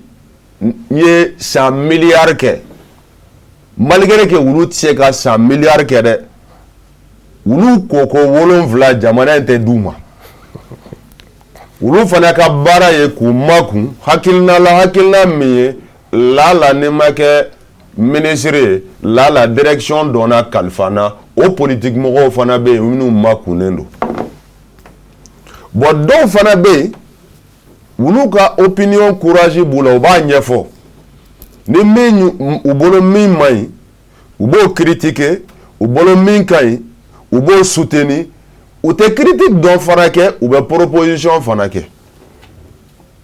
donc politique mɔgɔ yɛrɛ sugu de cayara mais a bɛ fɔ ko politique mɔgɔ si man ɲi ka d'a ka fɛn min kolon mana caya hali ni n b'a dɔn kolon bɛ fan bɛɛ ani tɔn bɛɛ la kolon bɛ yan cogo min serifila la kolon bɛ sɔrɔdasiw ni ɲɔgɔn cɛ ten sɔrɔdasiw bɛɛ kolon bɛ diinɛmɔgɔw ni ɲɔgɔn cɛ kolon bɛ ekɔlidenw ni ɲɔgɔn cɛ kolon bɛ sɛnɛkɛlaw ni ɲɔgɔn cɛ maa si den kelen dafalen tɛ mais n'i ye dɔw ye olu ka kolonya malgré que u y'u se kɛ jamanako la o bɛ ka da lɛfɛ kan ka yaala o de la a bɛ fɔ ko ni wo bɔra so la basaw bɛ don a fɛ politique mɔgɔ dɔw transition na olu bɔra politique mɔgɔya la u ma deli ka parti kɛ u ma deli ka parti créer u tɛ parti dɔn u tɛ kalafili yɛrɛ dɔn u bɛ sɔrɔdasi fanga de dɔn donc n'an taara o lahalaya ninnu fɛ bɛn bɛ na cogo di dɔ b'a la conviction ye n dalen don a la n sɔnnen don a ma n donna a kan n bɛ baara kɛ n'a tagabolo n'a lahalaw ye wa fɛn min bɛ se ka bɔ o kɔfɛ n bɛ jɔ n'o fana ye jamanadenw ka nafa kama dɔ ye n donna a la ko fɛn dɔ ɲɛɲinini sira fɛ ten ni n taara parti créer ka maa damadɔ wele ka bɔ télé la ka caya ka réunion damadɔ kɛ ka conférence damadɔ kɛ ka kule damadɔ kɛ jamana fana y'a yira de ko fanga bɛ sɔrɔ ten dɛ i ma ye videoman dɔw bɛ yen kunun olu tun bɛ k'a fɔ ko u tɛ nin ko in na bi u b'a fɔ k'u b'a la kunun e t'a la bi e b'a la kunkolo ma yɛlɛma tagabolo ma yɛlɛma mɔgɔw ma yɛlɛma kunun ni bi ni ɲɔgɔn cɛ ni danbe bɛ yen hɔrɔnya bɛ yen ɲɔgɔn faamu bɛ yen ɲɔgɔn senajɛ bɛ yen tagabolo kow dɔnnen don bɔkolo kow dɔnnen don sugu dɔnnen don siya dɔnnen don taayɔrɔ dɔnnen don ni y'a ye o bɛ ka kuma i bɛ télé faga n'a don kuma na radio la i bɛ radio datugu n'a kumara téléphone na ni iPhone tɛ a fili mais olu bɛɛ bɛ ka kuma o parce que jamana ɲɛmɔgɔ transition dɔrɔn tɛ dɛ n b'o préciser dɛ jamana ɲɛmɔgɔ hali politique ɲɛmɔgɔ minnu tɛmɛna olu fanba y'a yira mɔgɔw la de sɔrɔ tɛ kɛ ni sérieux ye sɔrɔ tɛ kɛ ni baara ye jɔyɔrɔ tɛ sɔrɔ ni baara la jɔyɔrɔ bɛ sɔrɔ kule de la f'i ka miskili yira o de don bɛɛ y'o dɔn hali an karamɔgɔ ma deli ka a misigili kuma fɔ de donc ça veut dire que ni jamana ɲɛmɔgɔw yɛrɛ y'a yira jamanadenw na ko sérieux tɛ fɛn sɔrɔ a ka gɛlɛn mɔgɔw ka sérieux kɛ quoi donc mɔgɔw bɛ wuli panpan ni kule de la ka jɔyɔrɔw ɲini sinon an ye embargo fɔlɔ min kɛ bilahi hakili bɛ baara kɛ hakili dikun dɔnnen don a bɛ fɛɛrɛw dɔn Assimi tun b'a ka transition in prolonger embargo min kɛra an kan wallahi moyen tun bɛ yen ka éviter intelligemment si tu es ingénieux i yɛrɛ bɛ minnu bɛ k'a fɔ bi ko ka élection kɛ olu yɛrɛ tun bɛ taa transition prolonger ka n'a di sigilen ma mais fo hakili ka baara kɛ fo mɔgɔ k'a dɔn i b'i sen da yɔrɔ min fo mɔgɔ k'i taga yɔrɔ dɔn fo mɔgɔ k'i ka kuma fɔ yɔrɔ n'i ka kuma fɔta n'i ka fɛɛrɛw fara ɲɔgɔn kan pour que i ka taa donc non n bɛ tila sisan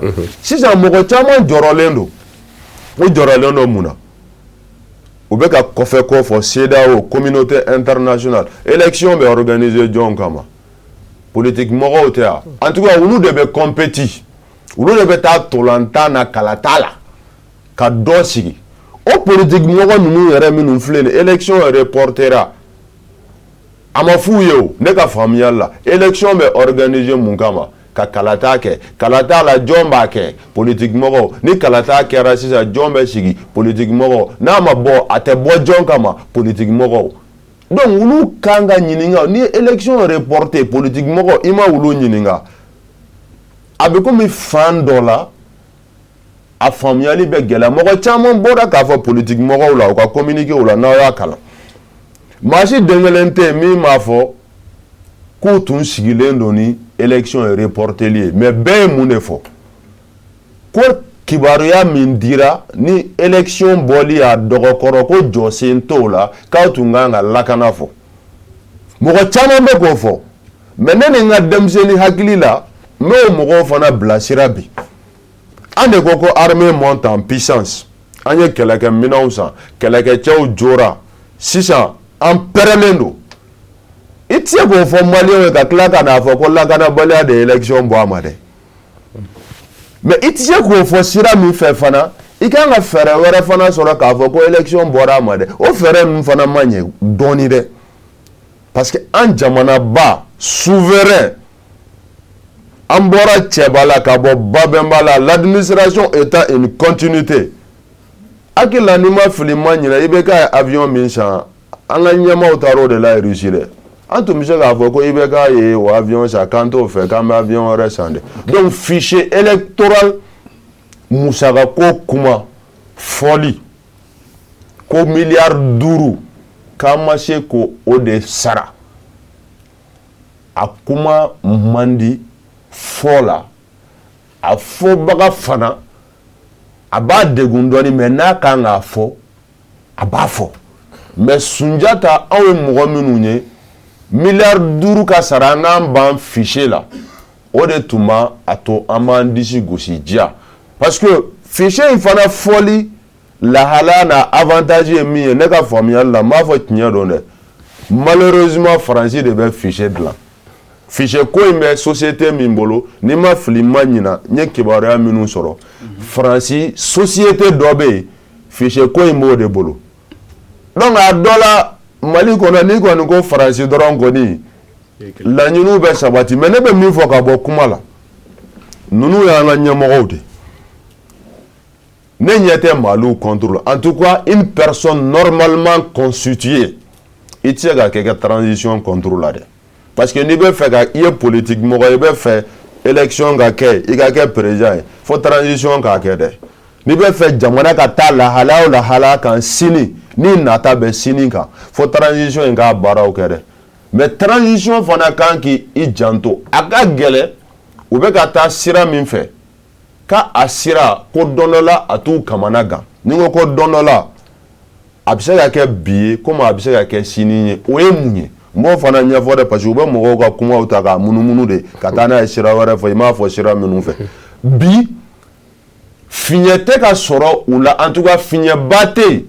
mɔgɔw bɛ se k'u sɔnni sigi min kan ka kɛlɛ kɛ donc o de fiɲɛ minnu sɔrɔla i bɛ k'a la k'a bi o fiɲɛ ninnu tɛ mais bunahadamaden fanga don an bɛ ka taa dɔɔni dɔɔni ni fiɲɛ sɔrɔla i ye mɔgɔ minnu bila kɛrɛfɛ olu ka sɔnni dayɔrɔ sɔrɔ u la bi u tɛ k'i ma gɛlɛya ye mais sini u bɛ k'i ma gɛlɛya ye gɛlɛya min bɛ se ka kɛ sababu ye n'a bi i gan i kamana la k'i ɲɛ bilen kosɛbɛ. Boubacar kuma ɲɛna mais fɛn dɔ bɛ plateau kan kuma bɛ tourner la n'u ko ka tourner on veut une réalité en face. Clément n b'a fɛ ka na e fan fɛ e y'a jira k'a fɔ k'i k'u sigi ni kun bɛ ni nin ye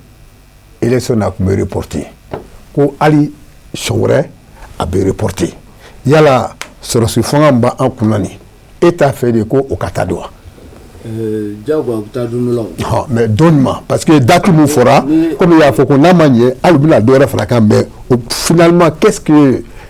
Clément yɛrɛ ko an b'a fɛ ka mun dɔn yɛrɛ n'a ma ɲɛ ou bien tant qu'on on veut savoir pourquoi il y a ce truc là quoi. Oui, comme il y a une coupe ta don mais ne te trouve dans des colonies fri. Donc tout ce que tu as don fi. Mais don de la conni. Diago ta transition et Moussa na transition qui a ça moi on sait pas que. O tɛ kɛ Mali kɔnɔ bi. An kilila sa kɛ. Mais e de ko na le. Ma sɔn yɔrɔ fɔlɔ min ma fɔlɔ. N bɛ tila ka na. N y'a fɔ kun min na. O ye ne ni balimakɛ bɛ fɔ ɲɔgɔn kɔ hakilina na yɔrɔnin dɔ la. O ye transition civile ko ye. Ne m'a faamu. N m'a fɔ a ka kuma tɛ tiɲɛ. Mais ne Clément m'a faamu.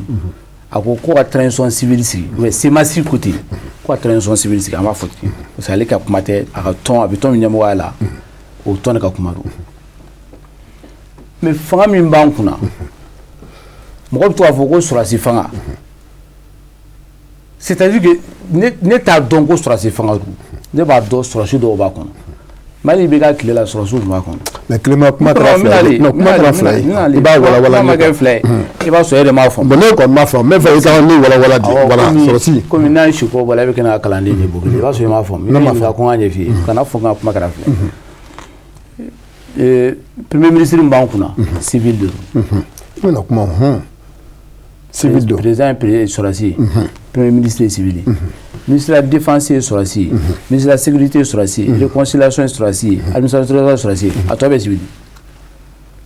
Ni ma fili, a tɔ bɛ civil. Civil de ka ca kɔnɔ. Mais point stratégique nous non, e de bɛ ka point stratégique fɔ. Ne fana ma sɔn o ma. D'accord. Politique ta sira fɛ, ne fana ma sɔn o ma. OK. Donc an si tɛna sɔn ɲɔgɔn ta ma. Mais ne bɛ fɛ ka fɔ civil ka ca kɔnɔ. Ni militaires yi i bɛna fɔ ko militaire de b'a décider ni civil farala ɲɔgɔn kan tiɲɛ kan militaire tɛ se k'a décider tiɲɛ kan militaire tɛ se k'a décider nkalon ka ɲana. Voilà an walawala u b'an kɔnɔ n'o sigira tiɲɛ kan civil tiɲɛ kan o tiɲɛ jumɛn de. An bɛ jamana min kɔnɔ ni miyɛtɔya ye mɔgɔninfin sɔrɔ a b'i fin. Mais miyɛtɔya natabaya. N'a jɔrɔ ko doni kan na f'i kaburu kɔnɔ. Ouais mais natabaya ni e k'o ɲɛfɔ natabaya sugu jumɛn. Mun de bɛ parti politique bali bi ka fara ɲɔgɔn kan. Semasi ma bɔ k'a ka kunkan tigɛ bɛɛ ma wuli ka jamana kɔnɔ ka fɔ wa. N'a kun fɔra ko ADEMA farala kan ko URD farala kan ko PARENA farala kan Musa Mara ka parti tɔgɔ ɲɔgɔn yɛlɛma ko yɛlɛma farala kan ko CODEM farala kan kuma wɛrɛ tun bɛ fɔ min tɛ nin ye komi e fana ka farala kan. Ne fana ka farala kan an b'a fɔ k'a bɛ komi ne tɛ politique mɔgɔ ye fɔlɔ ne bɛ société civile la on parle de politique ne ye société civile non jusqu'à preuve de contraire bientôt sɔnni bɛna kɛ parti politique mɔgɔ ye mais an bɛ don min na ko su in na n tɛ politique mɔgɔ ye fɔlɔ i bɛ sɔnni kɔnɔ ni n ka politique mɔgɔ ye i bɛna ɲininka an bɛ kuma politique kan f'i ye ne bɛ société civile de la n'olu bɛɛ kun farala ɲɔgɔn kan ka kan kelen fɔ kuma wɛrɛ tun bɛ fɔ min tun tɛ nin mais a tɛ se ka kɛ o. A tɛ se ka kɛ parce que mɔgɔ yɛrɛ ka laɲini tɛ kelen, i n'a fɔ n balimakɛ y'a fɔ cogo min na, mɔgɔ ka laɲini tɛ kelen, mɔgɔ ka nege tɛ kelen politique ko yɛrɛ la, hakilina tɛ kelen tɛ dɛ. Dɔw ta ye dɔrɔn n bɛ jateminɛ kɛ, n y'a fɔ yan, ni ye ninnu kɛlɛ n tɛ don a kɔnɔ, ni ye ninnu kɛlɛ a di to a tɛ di ne ma, ni ye ninnu kɛlɛ olu taatɔ mɔgɔ minnu bɛ sigi u b'a fɔ k'u kana tun karisa ka kɛ ministre an kɔfɛ, ni ye ninnu kɛlɛ karisa b'a fɔ a bɛ tan, ni y'u kɛlɛ bi u bɛna ne ka dossier dɔ b'u bolo n delila ka nin poste in kɛ ni ye suɲɛli kɛ yen u bɛ sɔn k'o bɔ u bɛ minɛ, ni ye nin kɛ sisan n ka vidéo dɔ bɛ sɔrɔ u bolo u bɛ n wele k'o c'est-à-dire que bɛɛ donnen bɛ fɛn dɔ de kɔnɔ maa si tɛ se ka tiɲɛ fɔ si ye, n bɛ nalen o de la ne b'a fɔ hali ni ye transition civile sigi nin problème kelen de bɛ yen tant que mɔgɔw ma sɔn jamana in kɔnɔ yan u kɛlen ka tiɲɛ fɔ ɲɔgɔn ye walahi hali ni se ma si yɛrɛ ye n'i ye Mamudu Diko yɛrɛ kɛ Mali transition président ye bilahi a tɛ ɲɛ a bolo se ma si tɛ dɛ Mamudu Diko kɛ Mali président ye a tɛ ɲɛ a bolo tant que mɔgɔw tɛ se ka tiɲɛ fɔ ɲɔgɔn ye tant que mɔgɔw bɛ munumunu na tiɲɛ kɛrɛfɛ sɔrɔsi côté civil côté koyi. Mais Bogele c'est que voilà voilà parce que elle est voilà parce qu'on attaque Clément voilà moi ce qu'on fait Clément attaque Clément avec sa vérité tiens min dogolen non kuma min na ni ninnu ye EJ ko ni fɛnw sigi k'a fɔ EJ bɛ yen loi électorale bɛ yen cour constitution président bɔra san 3 Bogele bɛɛ sigilen don ne ye kuma in kɔri mais comme ma position ne ko ye politique mɔgɔ ye a kun tɛ kɛ tan koyi mais faut rentrer non je peux rentrer i ka mun dɔɔni tile filala ko de koyi voilà don mɔgɔ mago b'i la ne natɔ don san 3 bɛɛ sigilen don ka baara kɛ fichier kelen kan bɛɛ b'a dɔn ko IBK ka fanga tiɲɛna élection législative min kɛra fichier la 2015 fichier de ko Soumana Cissé ala ka hinɛ la ani IBK kɛlɛla fichier min nɔfɛ n'a fɔra ko fichier man ɲi o fichier de ko Bube Mayiga a bɛ tiɲɛ so ko a ye fichier min truqué ko ɲagami na ko ka IBK la passé 2018 o fichier kelen de ko y'a kalama k'an b'o o de an bɛ taga bin o fichier kelen de nɔfɛ. donc comment c'est-à-dire que si tu as bien compris c'est-à-dire que e yɛrɛ b'a fɔ fichier mankan wuli fichier min kama nin ye o kuma fɛ ka na ni o fichier kelen de ye ka sin ka na k'a fɔ ko plateau ka yan dɔ k'a fɔ ye k'o tɛ o de don miliyari 5 sɔrɔla a ma sɔrɔ alihamudulilayi a ma sɔrɔ yɛrɛ ka sara kɛ e bɛ sɔn ka ni fichier in ta k'i bɛ élection parti politique bɛ sɔn ka taa élection ani fichier cogo di. Mais Clément, ça c'est une nouvelle que moi on sait à quel tour. On n'a qu'à voir sur quoi il n'est pas encore femme parce que milliard d'euros sur là, ma soro, chéro chété, arrêtement soirée. Assimilé nos femmes au catani fichier, coupé barakene. Ah donc Bokar, si c'est comme ça, on comprend Clément. Tambe, minale tambe, quand bele rebi. Ah ouais? Il y a une février. Minalo. Tu as le fichier Bogele. A ye dɔw ka diɲɛnatigɛ tiɲɛ dɔw bɛ sa y'u mɔgɔ tɛ dilan u bɛ tunga fɛ ni cogo jumɛn kati ni n'a dilanna ni fichier ye i bɛ taa sɔrɔ infiré ka kɔrɔ n'a mɔkɛ ye fichier kɔnɔ manamana cogo ye kati ni n'a kɛ i b'a sɔrɔ Sidibe wolola 1922 misali don u bɛ taa sɛbɛn k'a wolola planète Mars sanfɛ fichier kolonba in de b'u bolo Malien ka ca mɔgɔ miliyɔn joli a donné si man ɲi u ko o de réviser ko ka carte biométrique dilan n'o ye donc komi carte biométrique ko ma kɛ an bɛ taa don du kɔnɔ ka fɛnw dilan fo maliyɛnw ka nin de faamu donc u ye carte biométrique fichier fana gulon o fichier kolon in de la u b'a carte biométrique kolon dɔ de dilan ni carte ni na kolon fichier kolon in an kun bɛ taa élection na n'o fichier kolon in de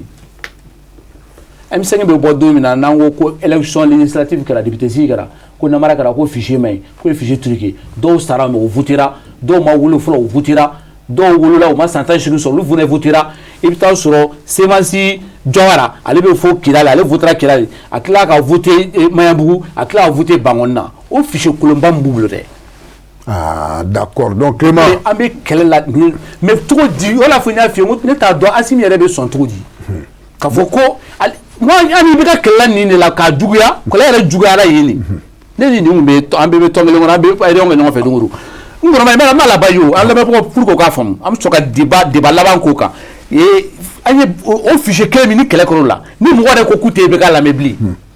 fo attaque asimi na arbitre ka no nche ka fa ka coup d'état ke ka président ke asimi yo ko ka Mali yelema attention risque la Mali yelema de akala dam les fichiers mi yelema la de au bout de kanila ta. Donc jusqu'à présent, ça veut dire que février Borama. Donc voilà, donc ça veut dire que Clément Borama ke à madame Nere parce que moi vraiment so quand ta élection ni fichier. Mali parti politique be kan franonga. Ka fa antita en élection ni fichier. Balba ke ko do fo bi tiero ko ka nambe tando ta ngadlanganya. Ah mais on connaît le quoi 600 3 ans bon 3 ans non mais pas franco voilà même pas folie 3 ans non même quand il a dit 3 ans donc 3 ans assez Moukera donc de Marika 5 ans donc il y a est-ce qu'on va pas aller vers 5 ans là-bas mais ça puisse ni fichier Moukera la sont de 5 ans et ça foule et fichier de 5 ans et recensement civil que recensement d'état civil ka kurake pour que beka parti politique ni société civile ou ka beka élection mi organisée beka doit kono et ju côté blé ou ka possibilité di partout ma ou ka beka yé kalo ou ka fo ni barakera ni manya en sonal maman so mo ko so mo lamé fichier kura ka gla fichier kura be glani état civil kura di mané do bora tamanche yina muti kelebe no chama be bumako falaje nyama sanfé ambal mawdu chama be no lu sara chama be no lu do bora gawo o be kidali olu be photo maktu do retara tunga fe do be tro bora tunga fe kana iba kala ma ko ni shima nyena bo folo si ça o be ba mi fo ibo don ko mo wa ta fichier révisé mo mi bolla ka bo jabali mo mi bolla ka bo fabu kana re so bu mako falaje nyama sanfé e ba photo ko singata jabali ko singata frabu ko ta fichier révisé o ta munire d'accord donc mo yirege lo d'accord mo ci ça élection mi na ke to di am ta aya fo ko crise électorale wallahi tiero de comme ça am ta no fichier ko le ele kandidat bita manga wore be wiri Alassane ni Gbagbo kalandila ka balo wuli Côte d'Ivoire ala kan kisa ngona ma e kumbe ba kalama e ba don Côte d'Ivoire kere kera turumina e ba nyedon o de ese bumako ya donc le tibolo le le tibolo retire le mot je préfère que tu retires bon je retire voilà donc maintenant Bouglé ka fo kam ta fichier au fichier kelenta mi e balo wuli mi ye mɔgɔw fɔ ɲɔgɔn kɔ mi ye jamana wɛrɛw ci k'an bɛ taa o fichier ɲɔgɔnna ta k'an b'o heure kelen kɛ kɛlɛ kɛra i bɛ ka tile la ka i bɛ ka bin ni fichier min ye ka tini na kolon dilannen min ye o pour que n'u bali bi ka fɔ bɔ an ka nin bɛɛ bila plat la an ka Faransi ka fichier in to yen anw bɛ kɛlɛ min na nɔfɛ Faransi ye fichier de an ma fichier de an ka nin bɛɛ to yen an b'a fɔ k'an ye souverain de yan k'an tagara yɛrɛ yan an ka yɛrɛ ka fichier dilan an yɛrɛ ka fichier dilanni a bɛ sɔrɔ mun fɛ o ka recensement kura kɛ joona. Donc ça va prendre du temps. Non. Okay. Ça le recensement kɛra kalo saba ka ban. Recensement min kɛra salu. D'accord. On va revenir. Ka recensement kura kɛ mais n'a bɛ kɛ a ka kɛ bɛɛ ka impliqué kɔnɔ. D'accord. Pour que n'o fichier sɔrɔ la ko bɛn kɛra o kan o ka date dɔ di. O date bɛ di cogo min na n bɛ se k'o fana f'i ye min m'an kisi CEDEAO tɔɔrɔ ma min m'an kisi sanction tɔɔrɔ ma n'i ka ɲininkali nana s'a ma n bɛ tila k'o solution fɛ. Ok. Youssouf tiɲɛna Clément a révélation dɔ kɛ anw tɛ mun kalama mais sisan an b'a fɛ ka yɔrɔ min dɔn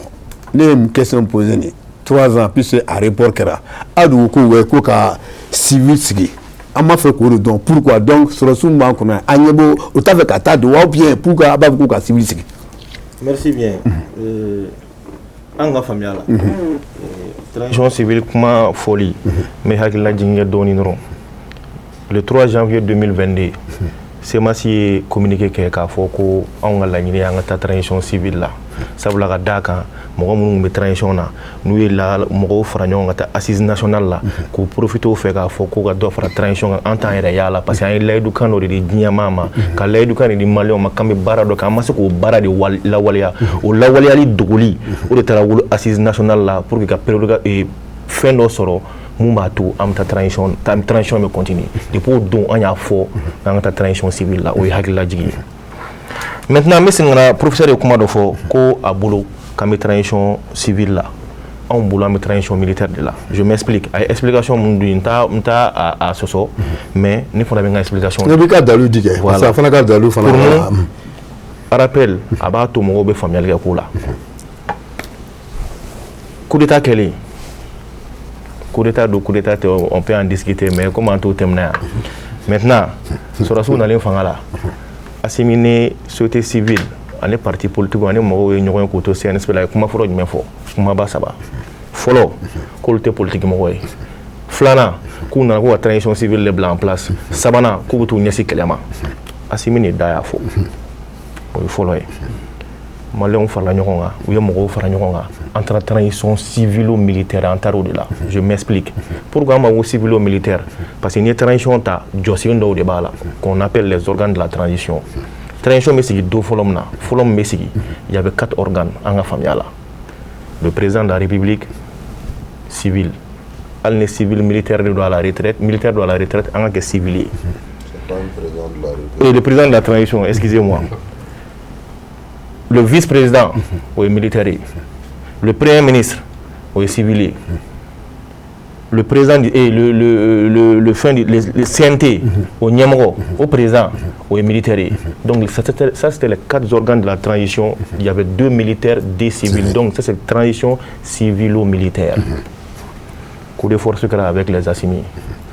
Oui, Mokhtar Wane Banda Oboui. Depuis que la transition civile là, si tu prends les 3 organes de la transition, premier président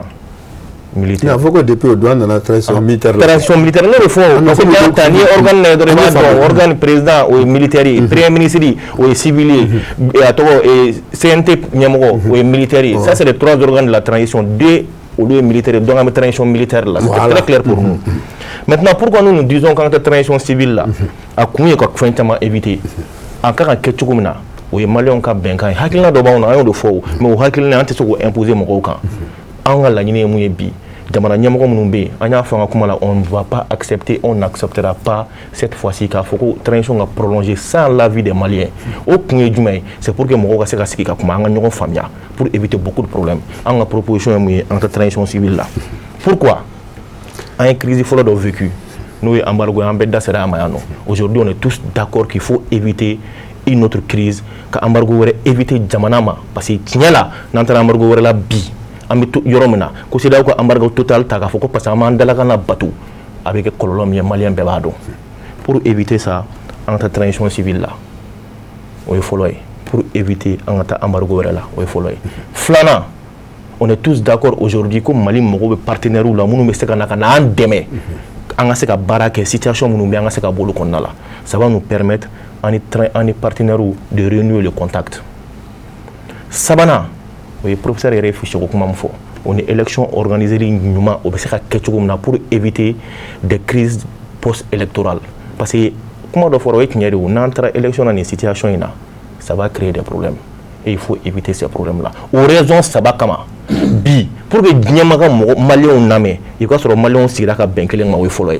Flana pour que Diamaga Malion name, ou ya soro mun bɛ ka fɔ ko militaire minnu bɛ yen k'u ka laɲini tɛ ko k'u cɔngɔ fanga la k'u banban fanga kan il faut que maliyɛnw ka sɔn ka mɔgɔ wɛrɛw ta olu ka kɛ jamana ɲɛmɔgɔw ye mun b'a to an ni diɲɛmaa bɛ se ka kuma. parce que n'o kɛra a t'an bila retard la. a t'an bila retard la retard dɔ n y'o fɔ kuma la retard dɔ ka fusa an ka taa bin problème wɛrɛ kɔnɔna la yen parce que bi jamana bɛ situation min na c'est le pays est programmé pour tomber quoi. Donc il faut éviter ça. Donc pour nous, pour éviter ça, il faut aller à une transition civile. Transition civile, il y a avec Tchougoudi, c'est avec les Maliens, assorti d'une feuille de route très claire, précise, avec l'implication de tous les Maliens, y compris les militaires. Parce que quand il faut que la transition civile, les militaires ou boire non, transition civile la belle joroba, la militaire ou rouler mieux au douma au baraque, civil ou rouler mieux au douma au baraque, pour que Maliens cassent la bonne situation. La transition civile, c'est civil j'aurais du mener à aucun proposition. À j'aurais du mener à fois j'aurais fait bas sabaye, à folie mouille, qu'à embargo éviter, à flana, qu'à ne diama kabé, à sabana, élection n'yama qu'à organisé pour que on a éviter élection qu'on fait. Donc la transition n'est qu'à changer qu'à civil. Benka à quand a fallu ni Benka ni parce que Maliens on est d'accord que nan Benamou anga toka. Domina président Bandaoube choisi. À Kara Benyana les gens qui ont participé ils ont été clairs.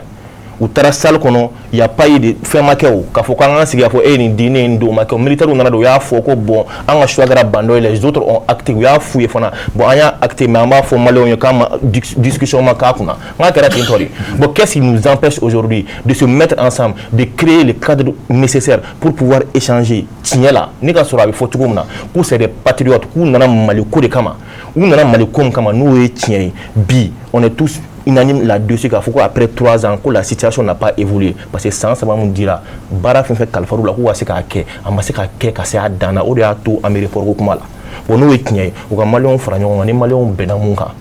bɛɛ ka sɔn o ma hali olu yɛrɛ ka sɔn o ma je n bɛ bɔ ni kuma la ni mun ye quand nous parlons de transition civile o y'anw hakilina de ye on n'a pas dit ko f'a ka ko o ye forcément mais n'a sigikafɔ kɛra don min na nous allons parler de transition civile an bɛ mɔgɔw démarcher fana pour que mɔgɔw ka adhérer an ka hakilina la maintenant a bɛ kɛ cogo min na a processus bɛ bɛn cogo min na an tɛna an sigi ka mun fɔ télé la ou bien ka mun fɔ plateau la mais on a notre idée an ka idée b'an bolo comment aller à une transition civile ka sɔrɔ a ma kɛ mankan ye ka sɔrɔ mɔgɔ si ma blâmer i ka droit la. o kɔrɔ ko jama jɛnna n'a y'ale ka transition militaire sigi a bɛ jɛn n'o fɛnɛ. anw de fɔ maliyɛnw ka bɛnkan de don an bɛ mun nɔfɛ mɔgɔ kelen de man ka wuli jamana kɔnɔ bi k'a fɔ k'e bɛ décision ta ko ka taa ni bɛɛ ye o la o essayera ça n'a pas marché n'o ma ɲɛ k'o ma marché bi mun ka kan mɔgɔw ka wele n'o de fɔ patriotisme ni hɔrɔnya ye fɛn dɔ ye a karisa ne bilala baara dɔ la n y'a kɛ ka se nin niveau la n danna nin yɔrɔ la ni ye problème ye bon aw yɛrɛ bolo an b'a kɛ cogo di pour que a ka ɲɛnabɔ sisan o fana ye patriotisme dɔ de ye o ni y'aw kɛ ni mɔgɔw bɛnna mun na bɛɛ ka sɔn o ma n y'o de fɔ c'est important ni jama bɛnna mun na bɛɛ ka sɔn o ma hali minnu bɛ fanga la olu ka sɔn o ma n'a fɔra k'u ka bɔ fanga la u ka sɔn o ma u kan ka bɔ condition min na o bɛ fɔ n'a fɔra k'u ka to o la ni jama ka bɛnkan n'o ye u bɛ to a la a kan ka to condition min na o fana bɛ fɔ on est tous o de y'anw ka position ye. mais ne ba bɛ ɲininka yɔrɔ min na o a bɛ nin bɛɛ ka semasi politique de wa bien toujours politique kuma. non an ma dogo mɔgɔ sila semasi ye mouvement politique de ye mouvement politique de c'est. oui mais a bɛ hakilina mun b'a la nin est ce que a ni politicien bɛ se ka ɲɔgɔn ye k'a fɔ ko bon nin hakilina bɔra la politicien kana fara aw kan. an ni maliyɛn bɛɛ bɛ sigi a kan. Malien bébé sigi kuma le professeur en est témoin semasi créeli a bɛnna ni M5 mouvement ye o y'a to mɔgɔ caman ma semasi ko la dɔn mɔgɔw ye kuma caman fɔ k'an ye religieux de ye an ye nin ye an yɛrɛ ŋaniya ta an yɛrɛ ye nin ko in bɛɛ kɔfɛ ka lettre ci Mali parti n'an b'a dɔn Mali association Mali mouvement n'an b'a dɔn k'a ɲini u fɛ k'an bɛ fɛ an n'u ka sigi ka kuma pour que ka semasi ɲɛf'u ye semasi ye mun ye semasi bɛ baara kɛ cogo min na semasi ka laɲiniw ye mun ye e hukumu kɔnɔna la an taara professeur fɛ yen an b'a fo a y'an reçoit il fait partie des rares personnes mɔgɔ caman y'an reçoit mais lui il fait partie des rares mouvements minnu sɔnna k'an reçoit k'an lamɛn k'a fɔ ka tila ka conseils d'a ma parce que a y'a fɔ cogo min na a denw bɛ se ka k'anw ye ka conseils d'a ma pour que k'an bilasira. mais quand même vous avez accompagné qu'il adhère à votre idée non. non ayi dɛ n b'o f'i ye j'ai dit que an ye wulikajɔ sabati pour que an ka laɲiniw ɲɛfɔ mɔgɔw ye o kun tɛ dɔwɛrɛ ye pour que an ni mɔgɔw ka se ka ɲɔgɔn faamuya donc an bɛ mun fɔ maliyɛn ma bɔ maliyɛn na anw bolo ni maliyɛn n'i bɛ yɛrɛ an ka hakilina la ni maliyɛn n'a ma yɛrɛ i ka hakilina la n'a ka ɲi jamana ma anw ka faamuya la an bɛ wulikajɔ sabati pour que k'i dɛmɛ bon an b'o de ɲini maliyɛnw fɛ ni maliyɛnw ye k'a fɔ ko anw fana hakilina ka ɲi jamana taabolo kan président ko tɛ Assimi ko tɛ minnu bɛ fanga la olu nɔfɛ ko tɛ an ka fara ɲɔgɔn kan mun ye tiɲɛ sira ye an k'o tagama pour que jamana ka bɔ nin situation. mais la question que moi je voulais poser là sisan militaire bɛ fanga la bi comme a y'a hakilina mun fɔ nin donc si dit que c'est compris o bɛ to fanga la en attendant que o bɛ se ka fara ɲɔgɔn kan ou bien aw fɛ o b'a fɛ aw bɛ ko k'a kɛ cogo di sisan. n'o de fɔ o bɛ dépend maliyɛnw ka bɛnkan de la. ah d'accord maliyɛnw mana bɛn mun kan o de ka lawaleya a kana kɛ fankelenma de ko mɔgɔ dɔ ka décision ta ye kelen. d'accord Berthe. voilà o ɲininkali kelen komi an y'a ta sisan k'a ye kuma bɛ tourner ka tourner i y'a faamu sisan bon est ce que taali bɛ ninnu yɛrɛ kɔnɔ quoi parce que voilà. n bɛna mun f'i ɲɛna n'i ye kuma daminɛ ni hakilina mun ye moi je crois bien i bɛ se ka avancer ni o ye ne y'a f'i ɲɛna kuma daminɛ in na n ko cɛya depuis lawale Mali la n'i ye kumakan di i b'i kumakan ye i b'a bato n'i ye kumakan di o de la minnu bɛ k'a fɔ bi ko ka transition ko k'a jɔ k'a kɛ transition civile ye ne t'a fɔ jo t'u bolo mais n kɔni dalen don ne fana kelen ka conviction na transition égale transition CEDEAO communauté internationale o a m'a fɔ ko n'an y'a k'a b'u ka fɛn kɔnɔ ko militaires de man d'u ye dɛ transition durée u kuman'o de kan o de papiyew kɛra u ni ɲɔgɔn cɛ malidenw n'u ni ɲɔgɔn cɛ en un mot parce que minnu b'a la bi olu de bɛ Mali bɛɛ représenter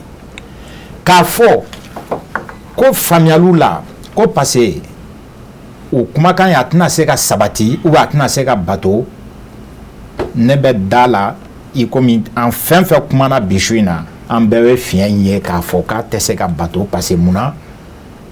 labɛn o labɛn bɛ se ka so in jɔ ni soubassement b'o la ni minɛnw sanni b'o la o si ma sabati donc so jɔli an bɛɛ on est unanime là-dessus que ça quand même o tɛ se ka kɛ donc depuis kumakan kɔni o tɛ la sabati non non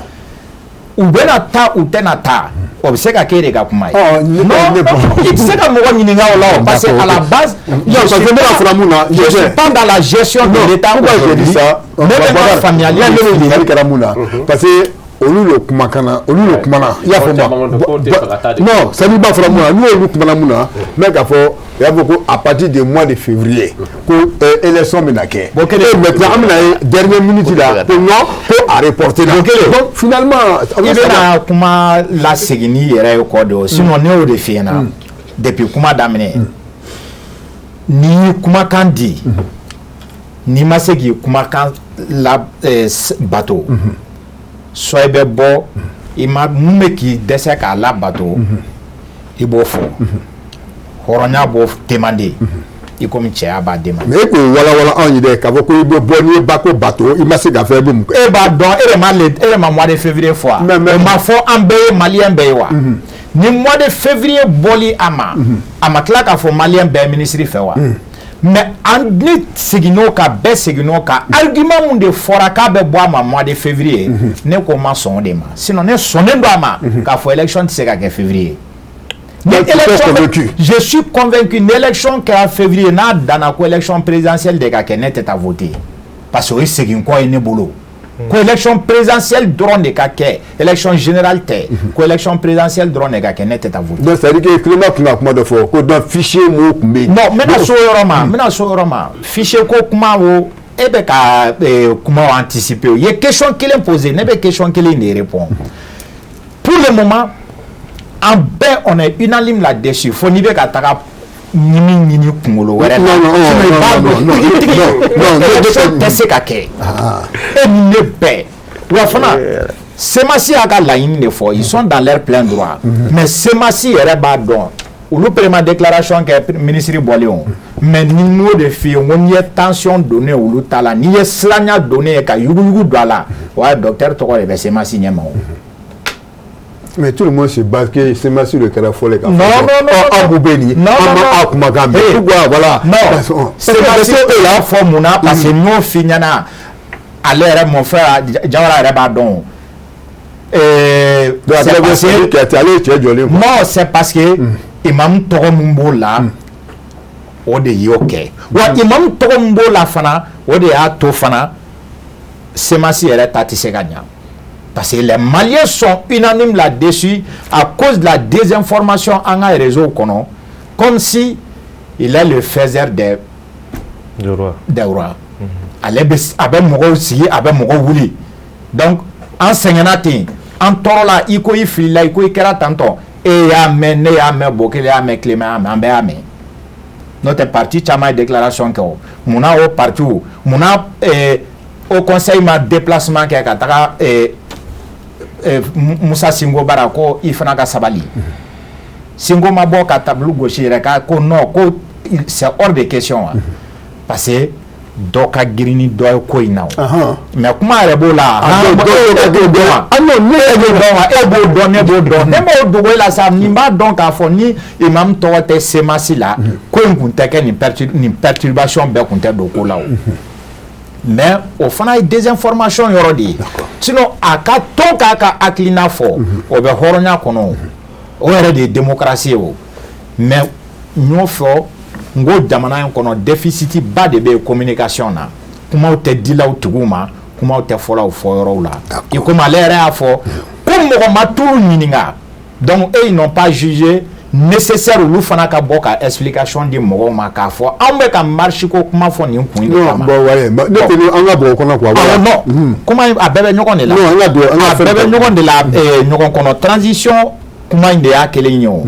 transition continueli baliya a n'a continueli maa si ma mɛn dirigeants da fɔlɔ k'an bɛ transition continuer. u ye mun fɔ ne bolo n'an bɛ ka na débat ko kan o ye transition élection bɔli a ma o ni élection bɔra a ma mais ni élection in dɔrɔn de bɛ kɛ an bɛ se k'o dɔrɔn de organiser bi donc u bɛna se ka présidentielle organiser base mun na pour moi o kelen base in kan k'a to élection in saba bɛɛ ka organiser.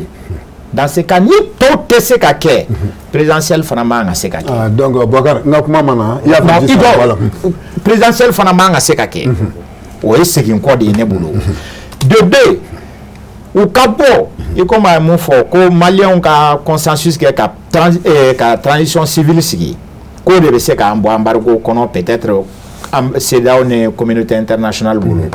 CEDEAO ni communauté internationale m'a fɔ ko ni transition militaire bɔra yen nɔ ka transition civile sigi ko o problème bɛ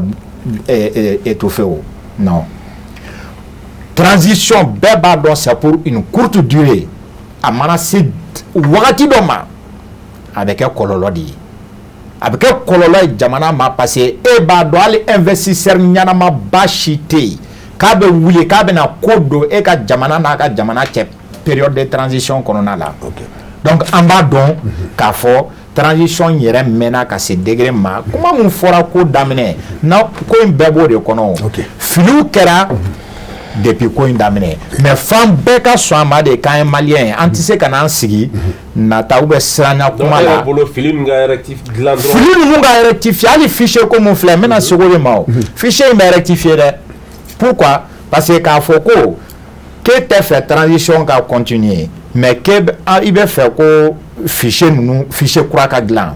fichier kura Mali administration baara kɛcogo la e b'a dɔn ne b'a dɔn kalo saba ko kuma tɛ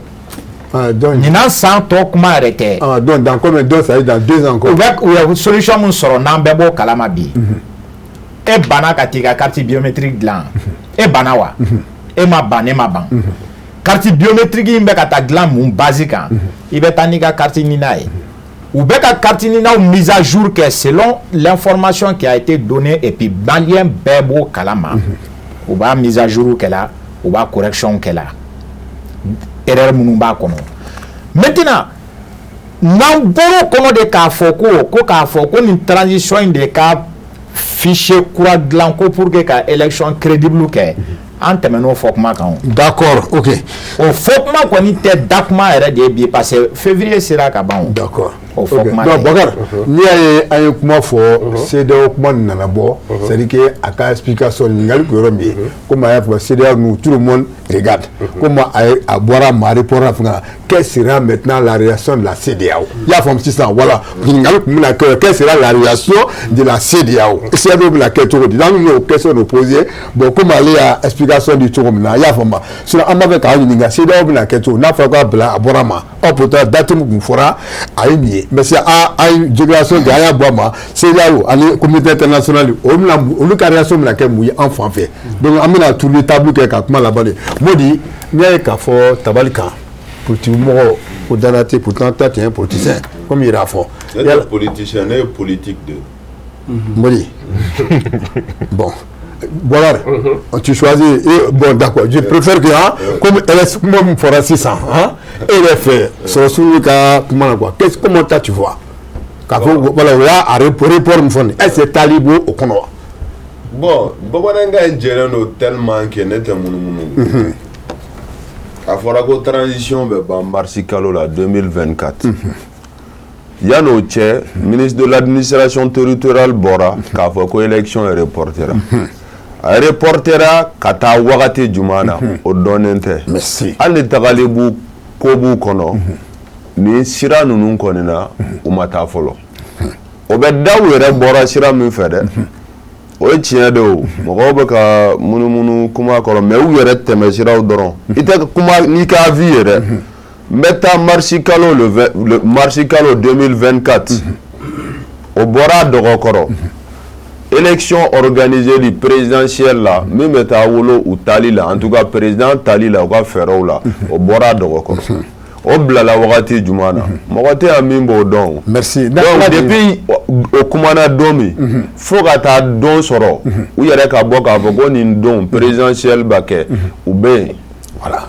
o ye kuma tilennen de ye o min kan ka fɔ mara ni bɔrɔ bɛ don mɔgɔ dalaw la dɛ u kunkolo la dɛ u ye min fɔ o ye fɛn fɔlɔ ye bon n b'a fɔ n k'o bɛ kɛ n ko ma d'a la donc o ye kuma fɔlɔ ye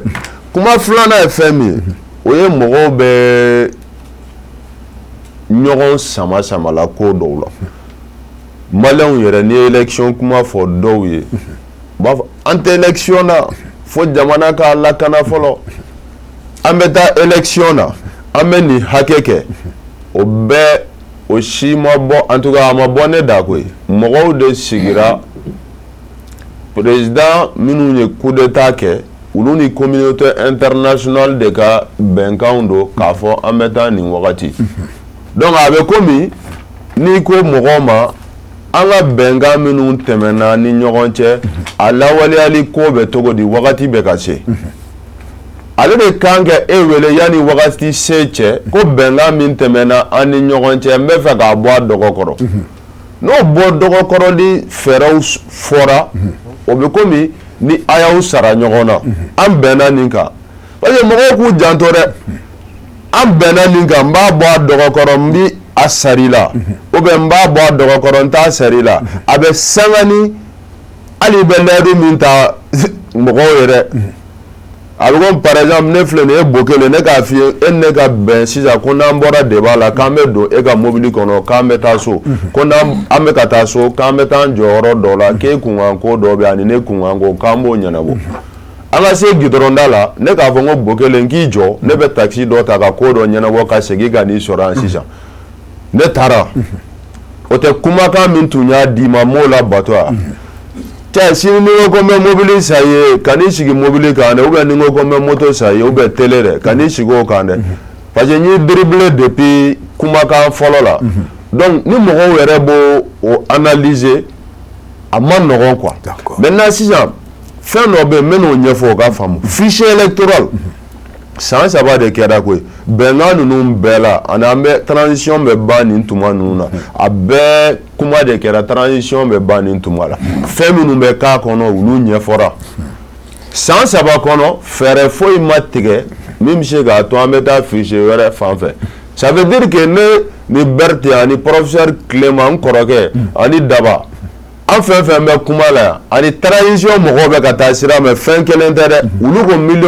miliyari 5 de ma sɔrɔ ka fichier sɔrɔ ka élection kɛ aw bɛ k'a fɔ de ko fichier man ɲi donc aw tɛ kɛlɛ kelen na ou bien aw tɛ hakilina kelen kan o fɛn ka fɔ o ka ɲɛfɔ fichier électoral fana tɛ il faut que mɔgɔw k'a faamu o ka fɔ k'an bɛ taa présidentielle la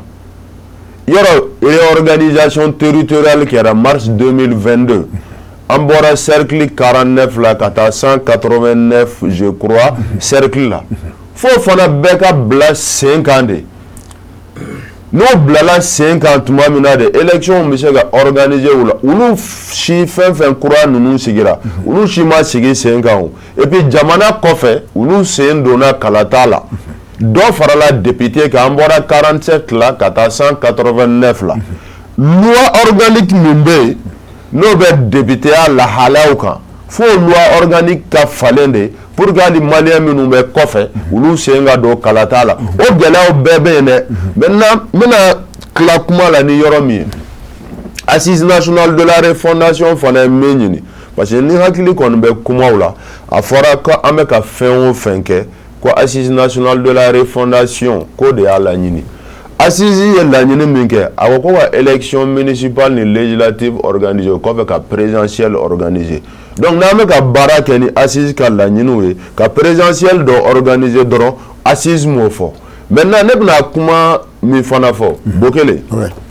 n y'a fɔ n ka kuma daminɛ la maa o maa i ye maliyɛn ye i bɛ disi gosi ni maliyɛnya ye Mali ka di i ye Mali ka di ɲɛ bɛ daminɛ min na i fa ni ba ka diya i ye mɔgɔ si tɛ se ka kɛ ninnu sɔrɔdasi ninnu contre la maintenant ne hakili la mɔgɔ dɔw b'u jɛ min bɛ se ka sira bɔ sira min maliyɛn bɛɛ b'i yɛrɛ y'a kɔnɔ en tout cas maliyɛn fanba sira min na u filɛ ni hakilina min kɔnɔ a hakilina bɛ se ka sigi sen kan wa maliyɛnw bɛ lafiya élection bɛ organiser o sira bɔbaga n'o hakilina tabaga n'o fɛɛrɛ tigɛba o de bɛ ka ninnu ye ne tɛ jigin ninnu na dɛ sɔrɔdasiw de don koyi maintenant problème ye min ye ni ma bɔ kuma la n'o ye c'est que n b'a dɔn bɛ profiter k'i ka folikan laban di en même temps waati mun dira quoi inchallah n bɛ min fana fɔ sɔrɔdasikɛ filɛ nin fɛɛrɛtigi de don fana dɛ mɔgɔw kana ɲinɛ o kɔ dɛ hali ni n b'a dɔn politique fɛɛrɛ bɔlen don sɔrɔdasi fɛɛrɛ kɔnɔ n ka professeur bɛ kɛnɛ kan mɔgɔ min université baw kɛ science politique la olu b'a dɔn ko sɔrɔdasi fɛɛrɛ politique fɛɛrɛ bɔlen don sɔrɔdasi fɛɛrɛ de kɔnɔ donc n'i bolo ko sɔrɔdasi tɛ sira dɔn fili dɔ fana bɔ o sira la donc ne bɛ min ɲini bi an bɛ yɔrɔ min na consensus an ka fara ɲɔgɔn kan an ka kuma n t'a dɔn n'i y'a jateminɛ n ka kuma la n ye nin bɛɛ fɔ ka taa n ma CEDEAO fɔ parce que mɔgɔw k'u hakili to o yɔrɔ la mɔgɔw b'a fɔ an ka siran CEDEAO ɲɛ CEDEAO b'i ɲɛma da jamana kɔnɔna de la k'a ka décision ta an bɛ intervenir Niger est-ce que intervenira Guinée sanction a y'a ye o kɛra cogo min na donc an k'an sinsin kosɛbɛ an yɛrɛ dama ni ɲɔgɔn cɛ baaraw ni tagabolow ni bɛn siraw kan n'o kɛra an k'an bolo di ɲɔgɔn ma ka kɛ cɛ kelen ni muso kelen denw ye maa si tɛ sɔrɔ fan si fɛ n'i bɛ se k'a fɔ k'an b'a dɔn Mali ka hɛrɛ bɛ tan k'i b'a fɔ k'i b'an b'o sira kan ka taa sira wɛrɛ fɛ donc n bɛ kuma laban ni min ye k'an ka tɔn mɔgɔw bɔ fɔ n'o ye mouvement des jeunes patriotes du Mali an faso ye minnu bɛ Mali fan fan kɔnɔ intérieur la ani jamana kɔfɛ ka duwawu kɛ jamana i jɔn ka duwawu kɛ jamana ye o ka gɛlɛn kojugu Ala ka jamana kolo suma Ala ka jamanadenw bɛn kelen ma Ala ka hakili ɲuman di ɲɛmɔgɔw ma Ala ka faamuya ko ɲuman di kɔmɔgɔw ma Ala ka jamana minnu tora Maliko la Ala k'u dayɔrɔ sumaya minnu fana banana Maliko la Ala ka kɛnɛya d'u ma lahalaya minnu na u bɛ se ka segin ka wuli ka jamanaw de k'aw fo ka Chérifou fo ka n co-débatteurs bɛɛ fo i ka plateau Sidibé merci beaucoup Youssouf voilà donc kumakan laban voilà combien b'i bolo puis ka kuma kuncɛ. Ok, merci bien. Donc je vais aller rapidement. C'est juste peut-être moi j'ai pas bien compris.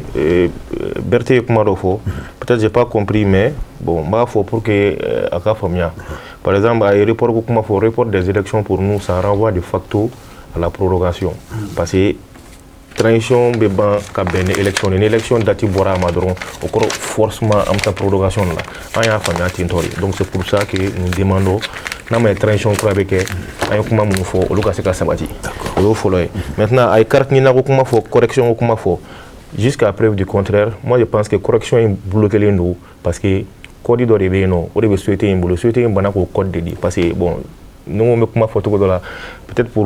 pour les autorités ils ont voulu jouer à un jeu qui les a rattrapés peut-être parce que mon fichier comme nous il y a faut que recensement nous faire une correction apportée pour pouvoir travailler modifier le fichier qui est là mais maintenant au talent nous une correction qu'il y a un code qu'on demande et ce code là atteignons ce code il y a correction nous apporter à ça et la preuve en est que les cartes biométriques nous a béborné erreur clé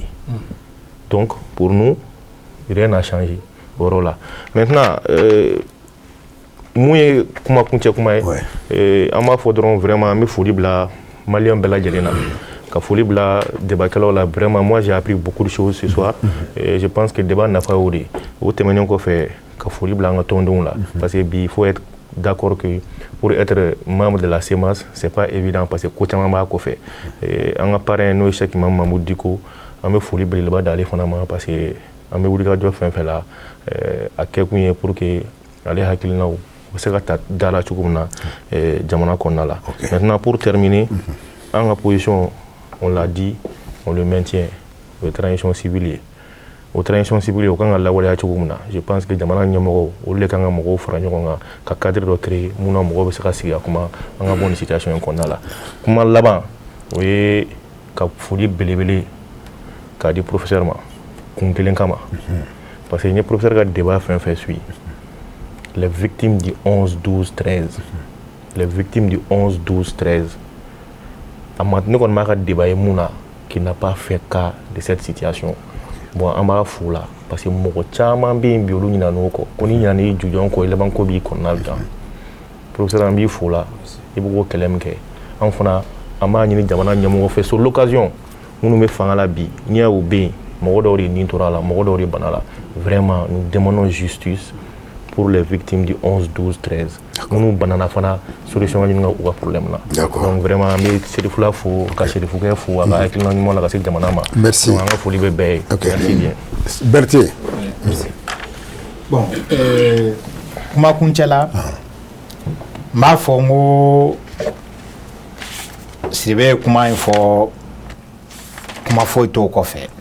f'an ka kɛ maliden kelen de ye n'i y'a mɛn CEDEAO n'i y'a mɛn communauté internationale basa bɛ farada de ye kogo la ka tɛmɛsira sɔrɔ a ko in jɔrɔnaba bɛ maliyɛn bɛɛ la minnu bɛ attention ba kɛ communauté internationale ko kan o ni CEDEAO ko kan mais ne bolo problème ye an yɛrɛ de ye fɔlɔ n'an yɛrɛ bɛnna mun kan n dun y'o fɔ maliyɛn bɛɛ sɔnna Mali ma deli an maliyɛn ma deli ka ɲɔgɔn minɛ ka tɛmɛ nin wagati in ka gɛlɛya kɔnɔ gɛlɛya yɛrɛ yɛrɛ de bɛ yen mais maliyɛnw ye ɲɔgɔn minɛ pour que o bɛɛ kana taa ji la pour moi allons sur la table an ka sigi ka kuma maliyɛnya yɛrɛ kɔnɔ njɛ ka sɔrɔ ko in na d'ici le mois de février élection bakilelen foyi kana taga kɛ ko n'o ye président sigi dɔrɔn ye partout ka courage sɔrɔ parti ɲɛmɔgɔw ka courage sɔrɔ u kana to kelen kelennin kuma la u ka bɔ k'a fɔ majorité hakilina ɲini de ye élection présidentielle an b'a fɛ dɛ partiw sigikun y'o ye pour que ka taa pouvoir nɔfɛ mais nin cogo in na a b'an na segin kɔ u ka courage sɔrɔ u ka bɔ u k'a fɔ n'olu y'a fɔ communauté internationale si tɛ se ka na don bilen k'i bɛ don maliyɛnw n'u hakilina cɛ mais sɛgɛn in kɔfɛ k'a fɔ k'a bɛɛ ka taa ji la tan vraiment ça serait un grand dommage que personne ne souhaite an bɛ foli se aw ma an minnu y'an wele nin débat in na k'aw ka chaîne n'a baarakɛla bɛɛ fo k'aw ka directeur n'aw ka président fo ka tasibila kɛ ka taa an ka maliyɛn fɛn fɛn finitigi fara civil kan mun binna ni banbaganciw kan ni bingani nin kɔnɔna la mun ye jamana in seni ma an bɛ tasibila kɛ ka taa bɛɛ ye k'a fɔ ala ka minnu nin tora la k'u dayɔrɔ sumaya minnu yɛrɛ man kɛnɛ jangaro ye minnu sɔrɔ a ko kɔnɔ ala ka lafiya di u ma ala ka jamana in kɔsuma ala ka anw ni aw yɛrɛ aw ka chaîne baarakɛlaw minnu b'aw lajɛ Mali kɔnɔ ani Mali kɔ kan ala ka an bɛɛ kɛ hakilina kelen Mali ka se ka jɔsen kelen sɔrɔ Mali ka se ka suma merci professeur Clément donc kumakun cɛ la Bukele oui i b'a dɔn jamana o jamana kɔnɔ ni nkalon de bɛ tigɛ i tɛ hɛrɛ o jamana kɔnɔ jamana o jamana kɔnɔ n tɛ se ka wuli su in na fo n k'o fɔ ni sonyɛli bɛ kɛ zonbalabɔw bɛ maa kelen bɛ maa ba kɛmɛ ta dun ka fantanw ka hakɛ minɛ k'i denw balo n'o ye ka so ɲumanbaw jɔ n'o ye ka gulokibaw don ani mobili ɲumanbaw mɔgɔ de bɛ sa dɔgɔtɔrɔso la Mali kɔnɔ yan kɔngɔ de bɛ maaw fa o jamana o tɛ taa ɲɛ Bukele jamana o jamana kɔnɔ ni mɔgɔ tɛ se ka tiɲɛ fɔ faamaw ye a bɛ ka nin min kɛ o ka ɲi an bɛ tigɛ fɔ nka a ye min kɛ o tɛ bɛn a y'a to an ka aw ladi an k'aw bilasira fo ka kɛ miɲɛtuya ni natabaya ye o jamana o tɛ ɲɛ mun b'a to bi an fɛnɛ ni e Mamadou Diko ni Assimi Goïta Modi Sidibe ani Jawara ani Berthier ngoloni jini ɲagale ani ɲele an bɛɛ bɛ se ka fara ɲɔgɔn kan cogo di ka Maliko kuma fɔ walasa an ka bɛɛ kan kelen kan su in na ni ma fili an bɛɛ ko de ko fɔ mɔgɔw ka fara ɲɔgɔn kan ni ma fili fɛnɛ su in na bɛɛ sirannen don ka fɔ ni février kalo tile 4 tɛmɛna sanction bɛ sɔn ka bin Mali kan mun bɛ se k'an bali ne bɛ n ta fɔ a la su in na n bɛ n ka proposition kɛ o bɛ kɛ an ka kuma laban ye n b'a ɲini an ka Mali faamaw fɛ faraɲɔgɔnkan in bɛ kɛ cogo di Bukele u ka référendum dɔ labɛn n'o ye kalafili dɔ ye i n'a fɔ min kɛra concernant la constitution ko la ka maliyɛnw wele ka fɔ min farala transition kan ni hakɛ proposition 3 ka kɛ n kɔnɔ min na o kɔfɛ o kɔnɔna la o baara kɔnɔna la u ni parti politique ni mouvement politique ka fara ɲɔgɔn kan a tɛ kɛ bilen ministre administration territoriale kelen ka baara ye dɛ Abdoulaye Maïga tɔgɔ tɛ Mali a tɔgɔ de Abdoulaye Maïga a ka maliyɛnw ka fara ɲɔgɔn kan Assimi Goïta kelen tɛ bilen dɛ nka bɛɛ ka fara ɲɔgɔn kan jamakulu ni dɔ bɛ fara kan a bɛ fara kan cogo min na a bɛ fara kan kun min na hakɛ min bɛ fara kan u ka jɛ u k'o baara k'a kɔnɔ u b'a fɔ min ma ko le continue n kɔnɔ ma tila a kɛ to ni u y'o baara kɛ u ka parti politique sen don a la u ka société civile u k'o sen don a la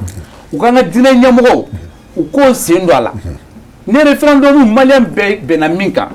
ko nin ka fara kan ninnu ni minnu bɛ fara ɲɔgɔn kan ko a kɔnɔna na baara min bɛ kɛ bɛɛ sen donna a la bɛɛ y'a ye wa kalo kalo yanni fo ka taa se kalafili don ma bɛn kɛra min kan bɛɛ bɛ compte rendu dɔ kɛ wa bɛɛ sen bɛ y'a la mɔgɔ tɛ den kɛrɛfɛ bilen fasoden ɲuman ni fasoden jugu ko tɛ Maliko la bilen Bukele ni bɛn kɛr'o kan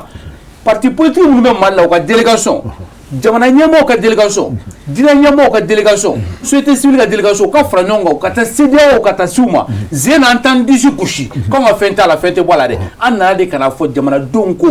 ko k'a kɛ tan d'accord parti politique filɛ société civile filɛ religieux filɛ bɛɛ bɛn'a kan k'a bɛ kɛ tan wa an bɛɛ sen bɛna don a la dilanni ko n ka tɛ gouvernement large fɛngɛ ma dɛ consensus ma dɛ olu ye mietɔkanw ye n'an bɛ min ma o ye k'a fɔ sisan kɔni n'a baara bɛ kɛ transparency an bɛɛ b'a ye n'Assimi sɔnna ka namɛ su in na ni ladilikan in lamɛn ka baara kɛ ni nin ye yan'an ka se le 4 février ma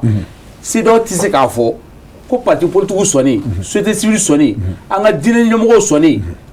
ko fanga ɲɛmɔgɔw fana sɔnna maliyɛn bɛɛ votera ko ka nin hakɛ fara kan mais o la ko kɔnɔna o baara kɔnɔna la ko bɛɛ sen bɛ don a la a bɛ kɛ bɛɛ ɲɛna n'o bɛn kɛr'o kan embargo tɛ kɛ Mali kɔnɔ. Ok, vraiment merci beaucoup professeur Clément Dembélé. Bakari folikan laban b'i bolo et puis an b'a kuma kun cɛ parce que waati min y'an ta fo kana dɔɔni. I y'a fɔ cogoya min na wagati kɔni senkɔrɔ tɛ kunna an bɛ bɛɛ fo ka bɛɛ lajɛlen waleɲuman dɔn nin wagati na maa o maa kɔni bɛ k'an lamɛn donc kɛrɛnkɛrɛnnenya la maliyɛn minnu sigilen don Burɛm donc kɛrɛnkɛrɛnnen la min ye OMS yɛrɛ ka dɔgɔtɔrɔ kɛrɛnkɛrɛnnen min bɛ Burɛm donc a ko ko émission in tɛ tɛmɛ a kan sabula ko ni nin wagati sera ko bɛɛ bɛ taa ka so kɔnɔ a t'i sigi ka émission in lajɛ n'o ye Seydou ye an b'a fɔ ka waleɲuman dɔn nin wagati nin na ka Burɛm bɛɛ fo a kelen sababuya la nin wagati nin na. Ok Seydou vraiment an b'i fo n'o tɛmɛna ka bɔ yen ka teliya mun ye baara nɔgɔya an bolo Ousmane Sogore Serifula direction Bangoni na an b'a bɛɛ lajɛlen fo n'an bɔra an bɛna Moriba Bouya mun ye Bouya Kulibali ye responsable technique ale fo le réalisateur mun ye Mohamed Keita Mo le russe an b'a ale fo kosɛbɛ Mohamed Keita an b'i fo n'o tɛmɛna ka bɔ yen Adama S Kulibali k'ale fana fo mun ye Abu Jabate Abu officiel k'i fana fo ani GMT Moussa Traoré an b'i fana fo n'o bɔra an bɛ taa régie la Koche Jara k'i fo mun ye Aboubacar Traoré NB an ma ɲinɛ kɔ k'i fana fo Saka Kulibali k'i fana fo n'o tɛmɛ ka bɔ Djidi Bokoum n'an bɔra sisan ale an bɛ tɔ di ma. min ye chauffeur an b'olu fo min ye Lamine Traoré Seydou Diallo ani Youssouf Diallo an b'u fo min ye gardien Moussa Jara ani cɛkɔrɔ an b'u fana fo ani garde national maa minnu bɛ an ka kumaso kɔnɔna na nɔ sabula sanga ni waati bɛɛ la olu fana bɛ yan nɔ ka an garde an b'u fana fo ko waleɲuman dɔn. Assa Sempara k'i fo mun ye Aminata Sempara tɛnɛ Côte d'Ivoire jamana kɔnɔ Go Aïdara k'i fo Madame Touré Jɛnɛba Konate Mayamu Wɛrɛda k'i fo Nasir Fikuyate k'i fana fo mun ye Pamina Sumunu an ma ɲinɛ kɔ Bata Traoré mun ye Abobo Payela an b'u fo n'o tɛmɛna ka bɔ yen Boubacar ja on est très suivi à Bobo Dioulasso donc Bobo Dioulasso mun ye Kalifa Traoré donc ale si bɛ chef de gare Jara transport vraiment a ɲɛ dara an kan don min na a ko ko Serifula cɛ don an ko ouais vraiment on le salue bien a n'a ka famille bɛɛ n'o bɔra donc la marque Kismat mun ye Bobo Dioula fana ye ani Wagadugu an b'o fana fo n'o bɔra dɔrɔn an bɛ sigi ka na on a kuncɛ ni la police des égouts mun ye Abdoukarim Bagayogo Baga mun fɔ an b'ale fo ne bɔra an bɛ taa Kadiana o ye Mali fana frontière ye donc Suleman Jara k'a fana fo ne bɔra donc mun ye Kadiana Bunjali de bɛ ɲɔgɔn kɛrɛfɛ voilà mais ti min ni bɔra sisan ja ni bɔra Tengela donc Korogo fana ka sɔrɔ voilà mais o ni Pɔgɔ o tɛ fankelen fɛ c'est comme Bozo ni bɔra ni Sikaso ye ka taa Hɛrɛma kɔnɔ puis bɛ taa Burukina ka dugu fɔlɔ Kɔlɔkɔ i y'a faamu donc i y'a faamu comme Kanna Mali ka taa Korogo de merci a bɛ senna sira ninnu i y'a faamu sisan o diyagoya to i y'a faamu sisan bon n'o tɛmɛna ka bɔ yen donc an bɛ Traoré Mahamadu Mori an b'a fɔ Abidjan mun ye Alimami Traoré k'ale fɔ Dramane Traoré k'a fɔ donc ka kun cɛ ni jɔ ye mun ye Ousmane Chérif Madane Aïdara Yabani an ye du fɔ n ko Ala ka tɔrɔsi ani maa ka tɔrɔsi kelen tɛ Ala ye fɛn dɔ de di Maliɲɛnw ma an b'a dɔn fɛn min don mun t'a dɔn olu bɛ tulon k'a la dɔɔni mais Aïdara tulonkɛ fɛn tɛ maa ba don n'i b'a dɔn i b'a dɔn c'est comme dɔ don ko Ala tɔgɔ bɛ fɔ don o don mais ko est-ce que Ala yɛrɛ bɛ ye wa i y'a faamu ko muso ye téléphone bɔ k'a ye téléphone ci a ko Ala don wa Ala ko ko ne don a ko mais est-ce qu'il bɛ ye Ala ko k'ale bɛ ye a ko ne ma ko b'a fɛ k'i ye Ala ko a ma ko heure jumɛn a ko 20h ko a bɛ na 20h pile musokɔrɔba bɔra k'i sigi da la cɛkɔrɔba dɔ nana ko fisa b'i la waraso fo siyɛ 3 a gbɔna ka gwan a ko cɛkɔrɔba ma taa ka bɔ n dara san ne bɛ mun kɔnɔ o ka girin ni ye 20h 2 minutes muso ye weleli kɛ ko Ala e ko k'i ma na i dɔ ma na dɛ Ala ko ne nana o